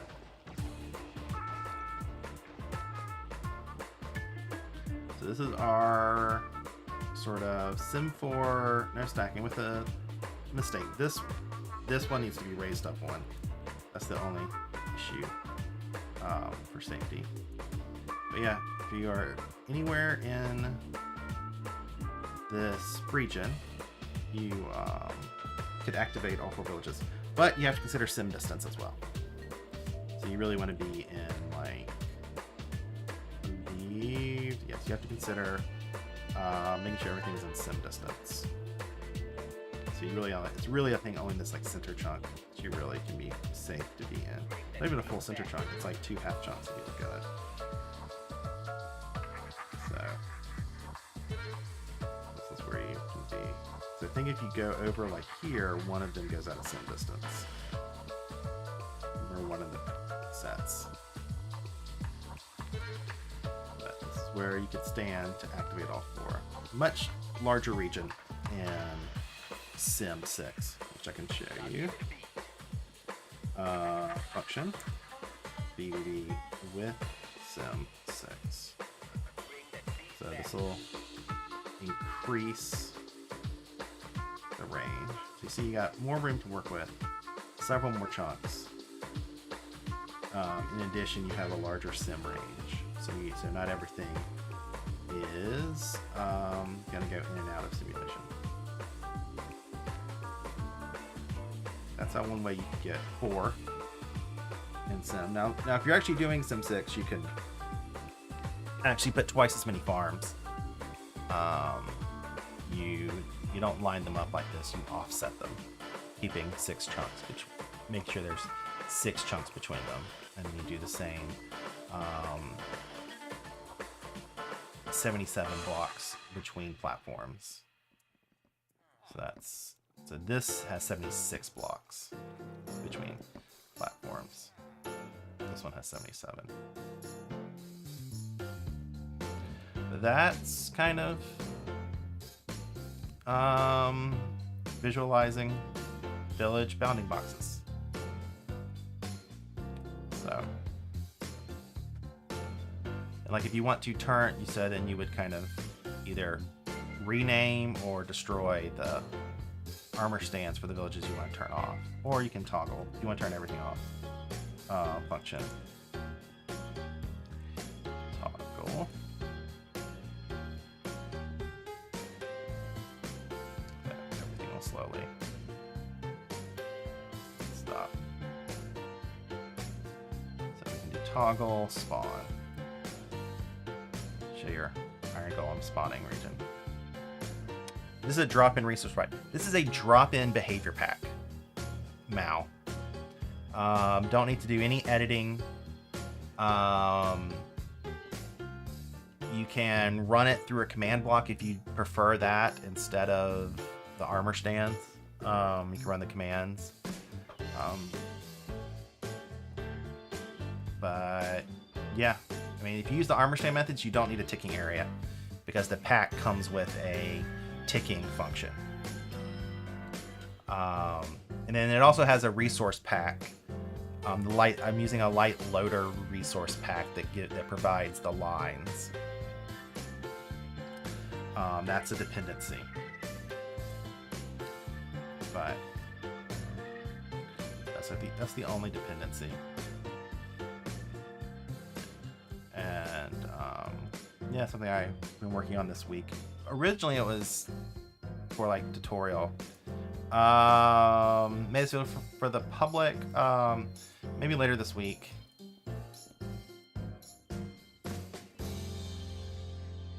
And I felt like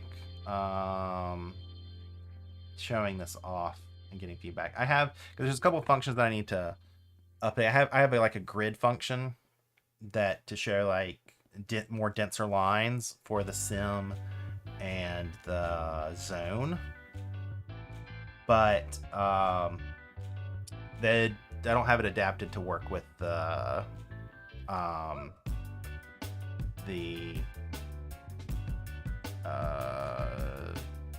armor stand yet, and I don't know like how far you can push it.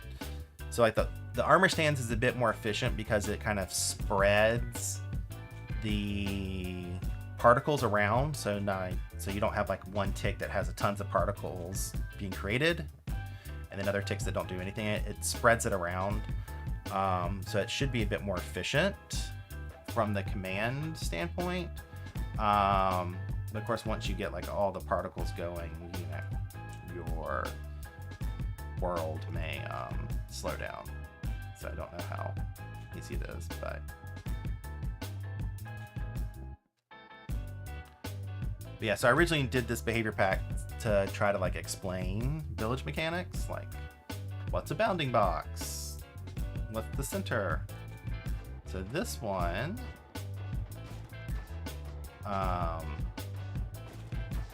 we see that it's been shifted far enough. The center, let's say toggle center.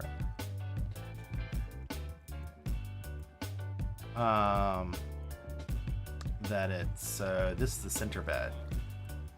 So yeah, so this has been shifted over. So it actually doesn't matter for the productivity of this village because this border here isn't even spawnable anyway. It's because of collisions with the side. But if this went further back one more, you would have a 14 by 14 spawning area instead of 15 by 15. So, but doesn't make a noticeable difference in the math. Okay, so I have a little bit of time left before I have to stop streaming. So I want to show some other stuff that I haven't shown yet on stream. See if I can find it.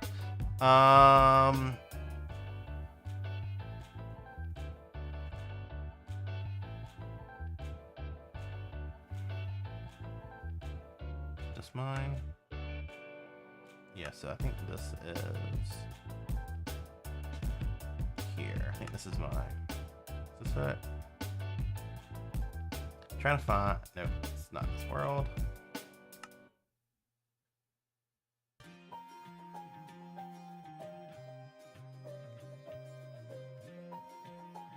Oh.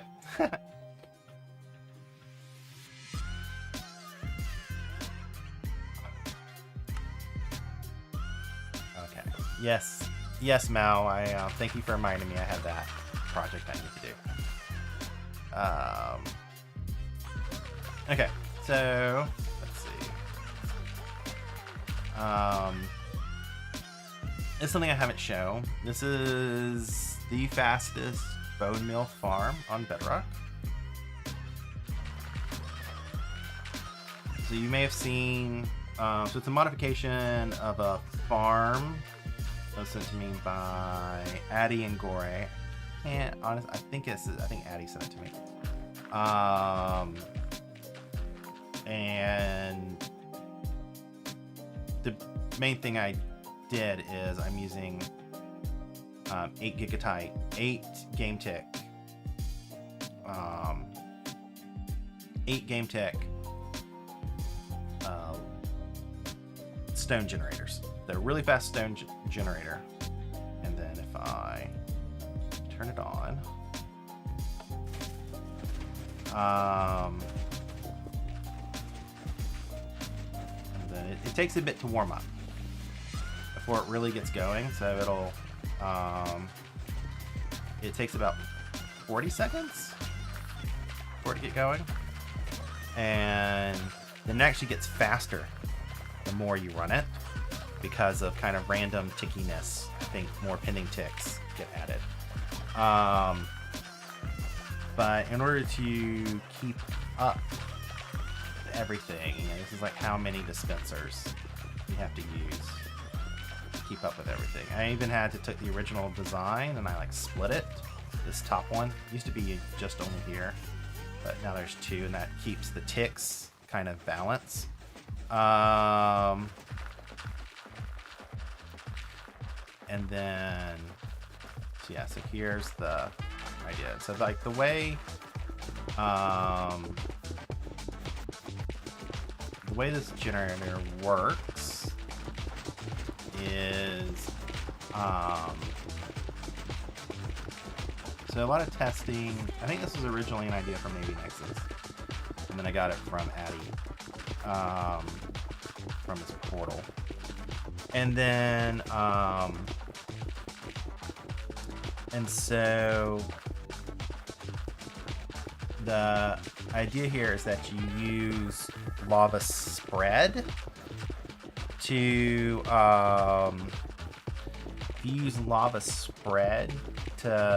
tick the lava to build up pinning ticks.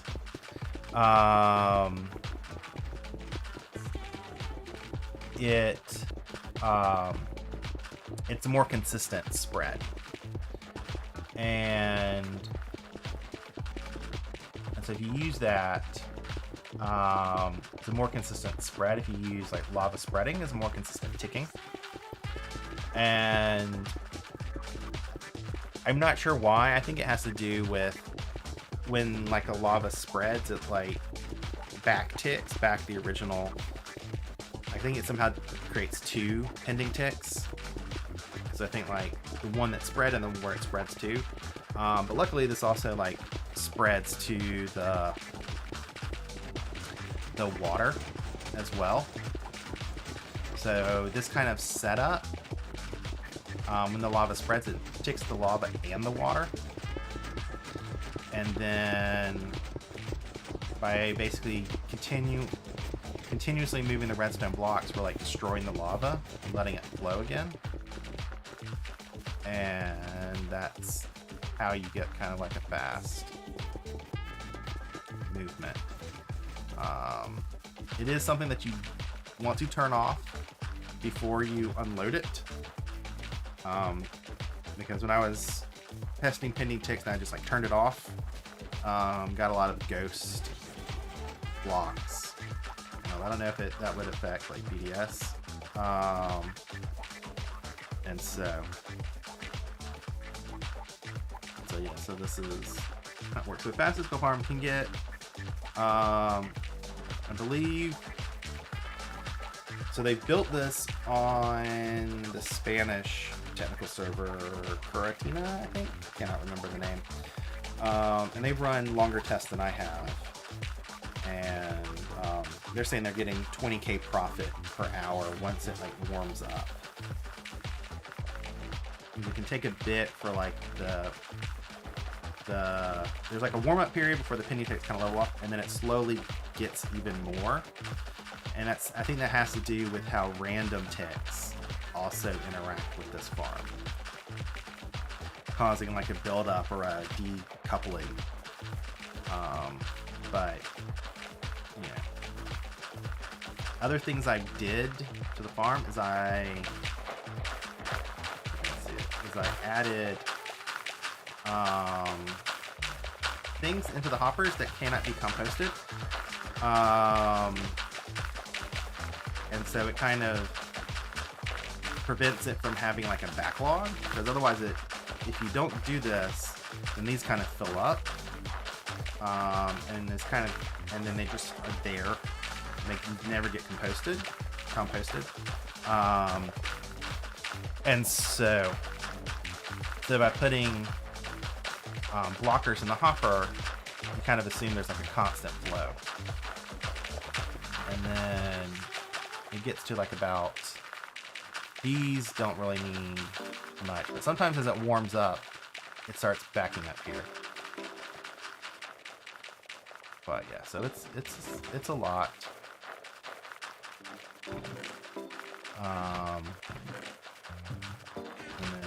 But most of this layout was from them. I actually don't need this kind of fancy thing right here. But yeah, that was kind of like my main changes, is using the faster stone generator,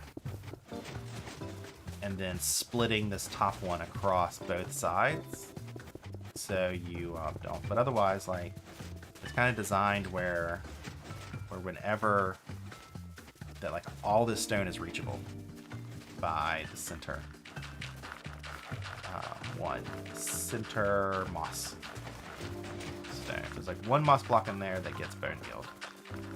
Then bone meal comes through the system, gets picked up, and then comes over here, fills up. And so I need, like, this is faster than a 2x hopper loader. So I actually have a 3x shulker loader. So I modified this to be like a 3x. So we have a here. So here's a 1x shulker loader that goes like around in here. So you see that's filled up. And then this is the 2x side.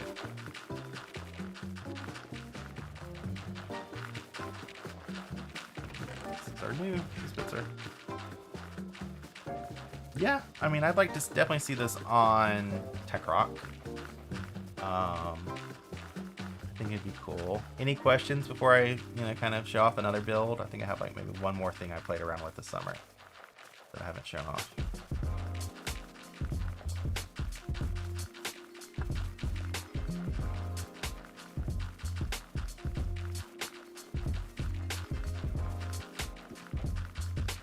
It's fun to listen to.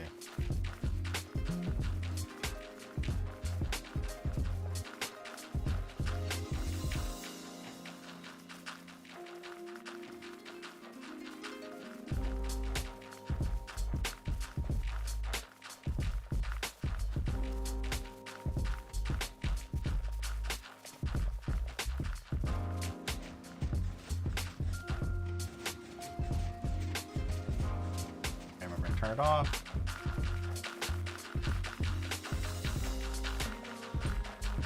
And then all this stuff will still keep working. The main thing, as long as the pistons stop pushing up.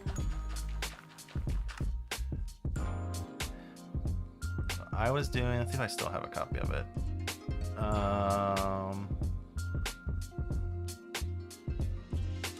Oh yeah, I find my last time I was playing with my gold farm. I think it was here.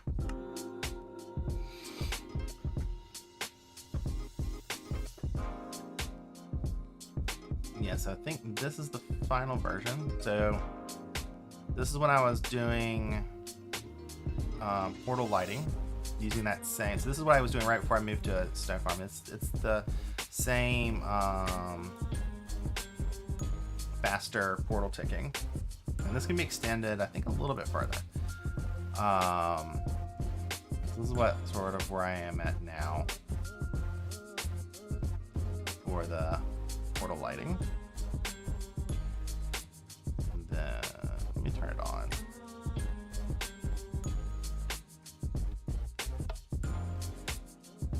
There we go. So this takes about 30 seconds to warm up. And then let me turn off command block output. Game rule. Side off. Yeah. Mob spawning. I think that's just starting. So this is where am I? I've forgotten all my farms. Here. There we go. This is when I was testing the different chunks. So this is not an XP farm, just a gold farm. And I played around with this on some stream. The idea is that it's kind of break proof. Something that you can just like have running in a base to continually produce nuggets. And then there's the shulker loader I came up with while I was working on it as well. That's another thing. Really nice shulker loader that I like. It's kind of pending ticks proof. So it doesn't rely too much on timing. It's so like for instance here, this observer will trigger this piston, and then this one will fire. And so you'd have to get really bad pinning ticks build up for like this one to not fire across multiple ticks before this one has a chance to fire. So, so in that sense, it's pretty robust to pinning ticks build up. And then Gore helped me just kind of learn more about these kind of filter loaders, and I ended up coming up with this design. So this is the other thing I've been doing. So this is the burner. Yeah, so this one, the lava flows down, and that causes pinning tick buildup. That allows me to like keep everything in a 3x3, and then you get fire, and kind of maximize the surface.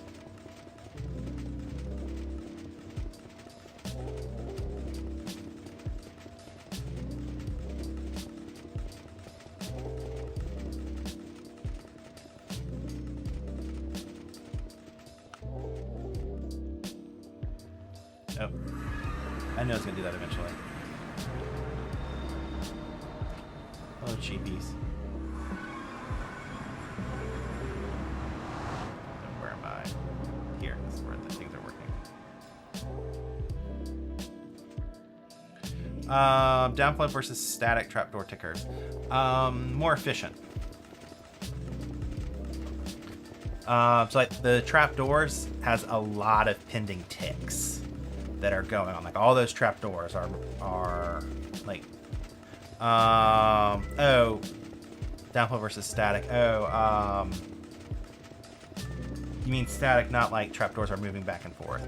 I mean you can replace these half slabs with trapdoors if you want. It's kind of the same thing. I believe using flow like this is going to be more efficient than using like an observer clock. So I think this gets stuff timed a bit better. Like trapdoor spam, I mean it's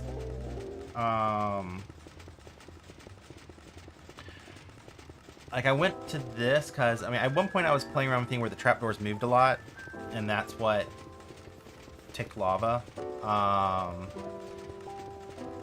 But then I was doing dispensers nearby Black Oak Bay. Like lava's like just weird. Lava and liquids are weird in Minecraft. Like the two different liquids are static and dynamic, and that has nothing to do with how high the water is. Like we used to think of flowing lava as like lava that flows versus a source block. It's not. Like that's not what the game means when it talks about flowing lava. It's really like a way for the game to keep track of whether something hasn't been updated recently or not.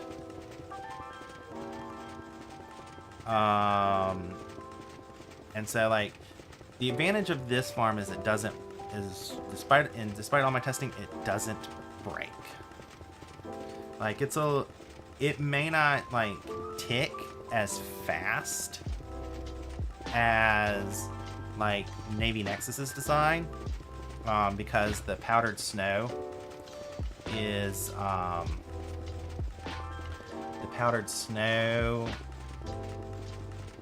isn't being pushed between two different dispensers. But what will happen in this one is you don't have to worry about two dispensers being out of sync. So if you just leave it on, it's not going to break. You're not going to like eject a bucket. So it may be a bit slower. Like it doesn't cycle as much, but it'll definitely like not break on you. And so like, and I really haven't really compared it because I haven't cared about XP. I've just been cared about gold here. But and so there's some more optimizations that can be done, like shrinking the portals, making sure there's not more than 10 ticks. And so I think I've gotten it where I like the size of portals and stuff. And I've looked at the pending ticks, tried to kind of balance them, because the problem here is that like the lava, like I can probably expand this a bit more and like really ensure that like the 4 game ticks that the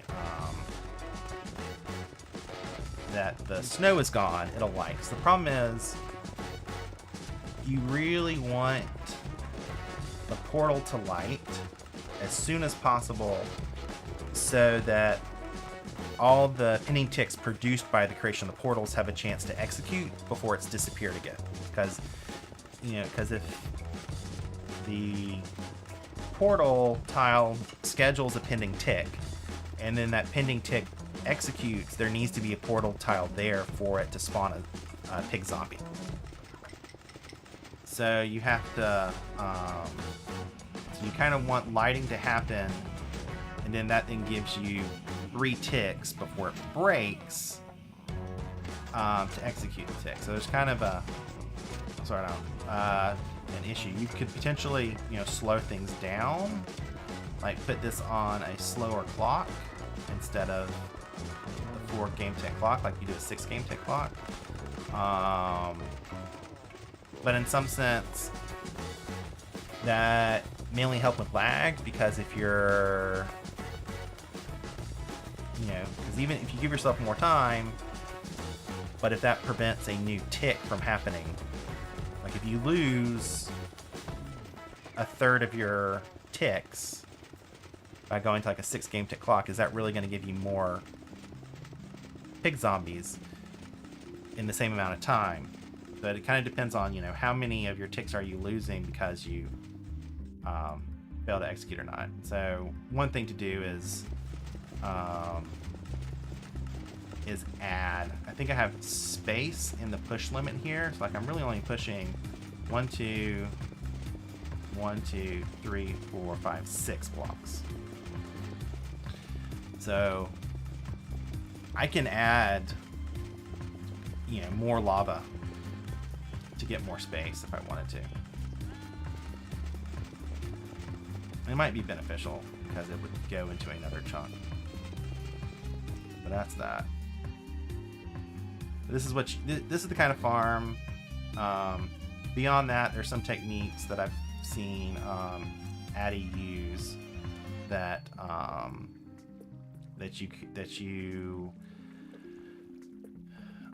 you kind of instead of using water, you use a lure to cause the zombies to run. They're like a trident killer. It's a nice one. There's even 2 dimensions. All right, so that's this one. That's the other thing I worked on this summer. There's 2 worlds. Then the last one I worked on real early.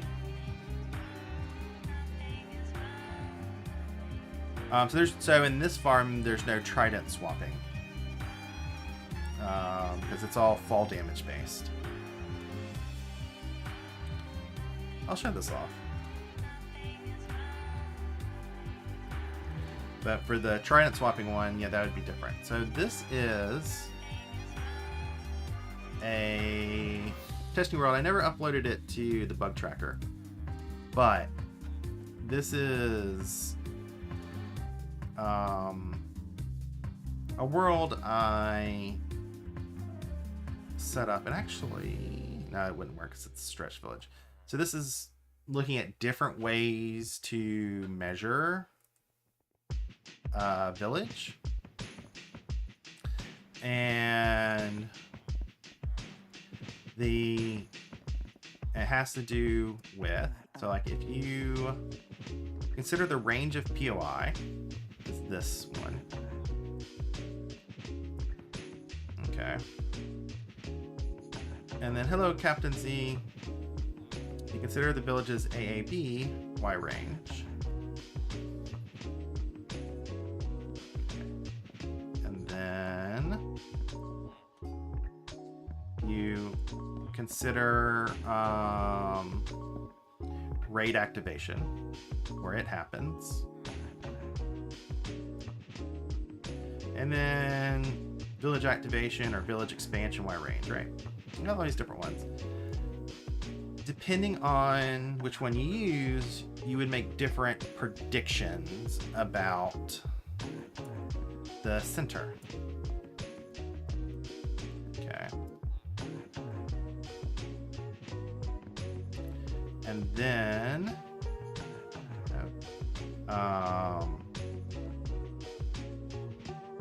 and so that causes you to predict different. So this block here is, it's like if we used the center of the AAB Y range, which is like what the game does. It takes the center. That would put this block as the top of the Iron Golem spawning range, which means golems cannot spawn on this platform. They will spawn here. And so to kind of see where the center of the village is and which one of these predictions work, you just turn on leave game rule do mob spawning true. And you just basically ask, where are cats and golems spawning? And if they spawn in this platform, oh, we got a cat here. They get spawned on top of it. So look, we get an iron golem in the platform. So basically, if the center of the village was defined by, say, the raid activation range, the golem should have spawned on this platform. But instead, it spawned below, which tells us that any method that predicts the center here is giving you a biased, needs to be adjusted to find the true center. Village activation and village AB both give you correct estimates.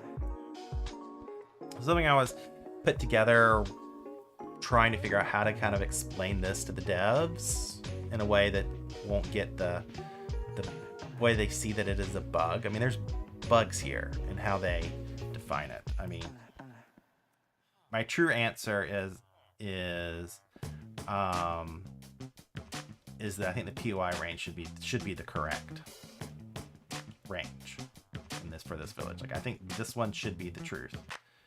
But that would require them to adjust how they calculate the AABB to match this range. But once they do, that would cause another bug for the raid activation to make it larger. So they would need to fix raid activation so it matches everything else. This one would go through, and the village expansion, they would also have to fix a bug with that. Right. So I was thinking about ways to do this in Bug Tracker to explain all of this. And some of these bugs are with village mechanics. Some of these bugs are with how a village uses AAB mechanics that causes a bug. So that was another world I worked on this summer. Trying to go one more before I have to leave. Melon and Pumpkin Farm. This is my playing around the Melon and Pumpkin Farm.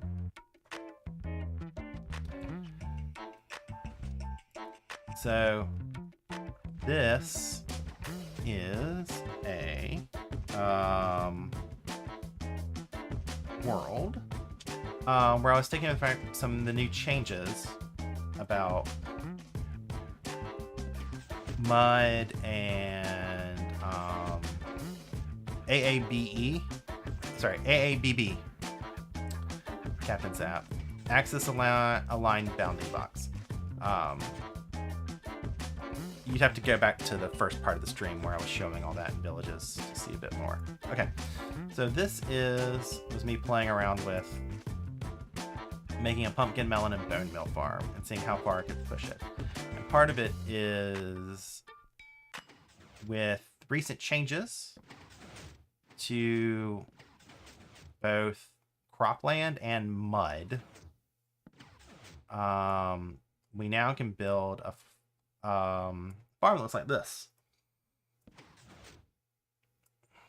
And so where we don't even need, we can just spam hoppers. As far as pinning ticks, you know, I'm not sure what's better lag friendly. It's because one thing that the hoppers do that like minecart won't is like pick up the drops immediately. So they're not a whole bunch of drops doing. And so this is a lot of stuff kind of set up to get everything into these two chests that have the filters underneath. And then kind of some logic when things back up to route to a garbage can. And so like when you are getting too much stuff, route it to the garbage can, and well, first it gets routed to bone meal production, and then it gets routed to a garbage can if necessary. Some of the stuff I've done before, but slight changes.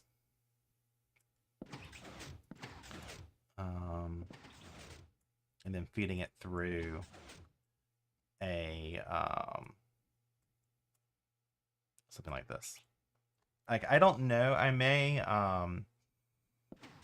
go back and look at I have not replaced the loader that I have here with what I came up with for my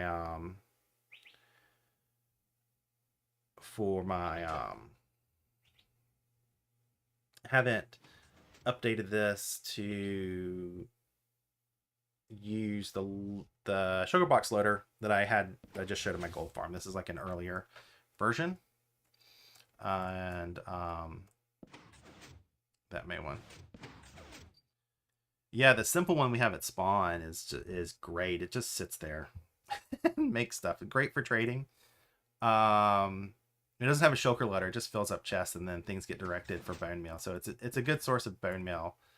I mean, this is something that, you know, you could just put in the end if you have the ticking area active, and it would just run until it fills up. And so I looked at some display. This is where you'd put in raw chests, and then this is pumpkins and things, and some bone meal. So then there's empty shulkers come down and fill up here, and when a output is empty, it would request new stuff. The one problem this has with timing with pinning ticks lag is that this thing here, the piston, is powered on a separate circuit from the dispenser. So if there's some pinning ticks issues, it could get desynced. Not really an issue for this farm, but probably the Portal Gold farm, it wasn't working. So I ended up with a different one. And there's a lot of space up here, so I couldn't kind of squeeze it in as much as I wanted to. So there's like a little extra Ys that I don't really need. But it's to get, it was to get all the kind of composter set up.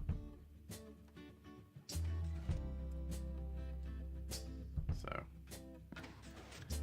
that was the other thing. So why the end? On Realms and Bedrock dedicated servers, the end has a ticking area that the game creates. So if you put this in that ticking area, it would run constantly.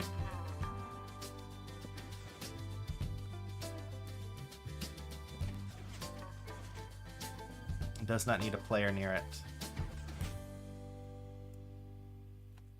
So we've turned off that ticking area on Bedrock, on Tech Rock. But if you're on a realm, it's there. And it's huge. Like, yes, like always loaded. It has to do with the dragon fight. And yeah, so what it is when they switched to no, it's client chunk loading or whatever. So like earlier this year, they for optimizations, they set it where the clients can generate chunks, and instead the server doesn't have to send them a chunk. Like, you know, it makes sense, right? If it's a chunk that no one's done anything in, the client can create it just as well as the server, right? For visualization and stuff. And so, but for whatever reason, that caused issues with the end dragon. I think it caused something like the end dragon wouldn't show up when it should. And so the solution was to add a very large ticking area. I think, 21 chunks by 21 chunks. And it's on Realms. It's on by default in Bedrock dedicated servers. If you're on your own device, your client, it's not there because there's no separation between client and server. And yeah, so it creates it, and you can utilize it. I think it's 21 by 21 chunks centered on like the end fountain, if I remember correctly. So unless your solo world is on a realm, no, because client side generation isn't a thing for solo worlds. But if you're on a realm or on a server, it can be there. I mean, it had been mentioned, and so like I heard, I think some of the Chinese tech players mentioning it. But we didn't pay attention to it until, what was it? Our bee farm in the end on Tech Rock just like ran all night. Well, I don't think anyone was in the end. And yeah, so it happened like the same time we were trying to get the sand duplicator to work, and we were being told check for a ticking area, check for the ticking area. That's why it only doesn't work on the server. And then we had this problem with the farm, and then we looked into it, and we're like, we actually said, is there a ticking area? We saw that there was a ticking area, and I think we switched to commands real quick to see it, and because you couldn't reproduce it locally. And then I dug into the code. Once I saw what the ticking area was called, I found it in the code, and I found that it has to do, it's only created with the chunk generation, client side chunk generation. But we have it turned off because it breaks our sand farm. So that was that one. that's kind of the things I've worked on. Go back to... I think I'm gonna have to stop soon, even though we were just having a good conversation. So, for those of you who are just joining me, the very first part of the stream was me working on making villages and showing you the village bounding boxes. So, new add-on function, BBB, toggle all. So I'll just toggle on, sorry. I'll just show this off one last time before I leave. So I'm working on, this is the status of it, a behavior pack that you can add. So ignore the fig thing, that's a different behavior pack that's already kind of public.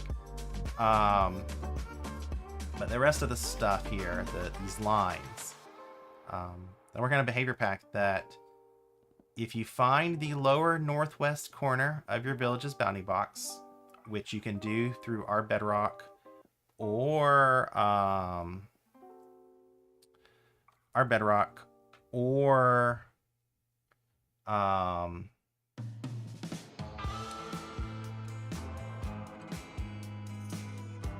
Bad Omen. If you do that, then you can put a little marker down. There's a function to do that, and then it'll show all sorts of things. So I'll go from the middle and work my way out, and then we'll end. So this is the center of the village. So the center of this 2x2 box is the center of the village. It's marked by this red cross inside it. And for a normal village, it's going to be the lower northwest corner of a POI. And that POI is marked here. So this behavior pack assumes you don't have a stretched village. So that's one thing. It assumes that you have a normal sized village. So this is the bed that operates as the center. So that's what all this shows. Working our way out, this white box, this shows the iron golem spawning area. So within this white box is where iron golems can spawn. And so in this case, iron golems can spawn here, and they can also spawn like one more up. And go all the way down as here. Okay? And then working our way out, lavender box here is the village's axis aligned bounding box. This is kind of like the core data that sets that all the kind of village mechanics are based on. Either things that are smaller or larger are based on this, because the center of this box is what defines the center there. That center is what defines where golems spawn.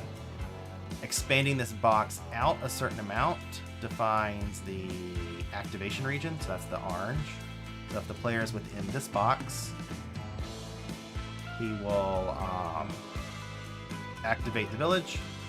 And last one, this teal box. These teal boxes define kind of the exclusive zone of the village. That any POI that overlaps this box can get added to the village. Outside that box, it can create a new village. These are kind of like the important boxes. So this is, I believe, I think we have Sim 6 is what I have active. And you can toggle individual boxes. You can come down and rename or break these armor stands if you want to disable any of the boxes from any of the villages. You can even run it through a command block, not through an armor stand. The armor stand is a bit more efficient. And so that's what I got for you. So I'm going to end the chat here, showing this off. I think I showed everything think I've shown off. And I'll just say, so Fig, this is already, I've already released this. This is a behavior pack. And that allows you to calculate statistics, that allows you to not only estimate your iron farm rate, but even like how confident that rate is. If you're like, say, within like 1 ingot of the rate. So that's what Fig gives you. And there's more information on that. So final question from Mal. Did I ever look into the moving in gateways? No, I never looked into that.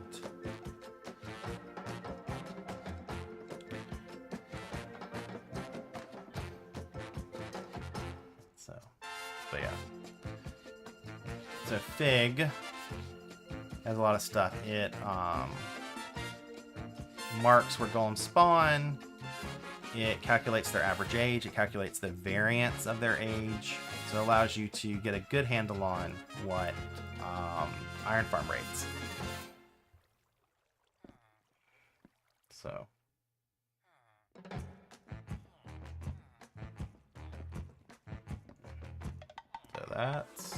that's it for me today. So thank you all for coming out. I enjoyed the conversation. I finally got to show off some of my work this summer that I haven't really gotten to make videos about. But it's good to kind of show off what I've done. It's a proof of work. And hopefully I can finish this pack and release it later this week. Okay, cheers. Bye.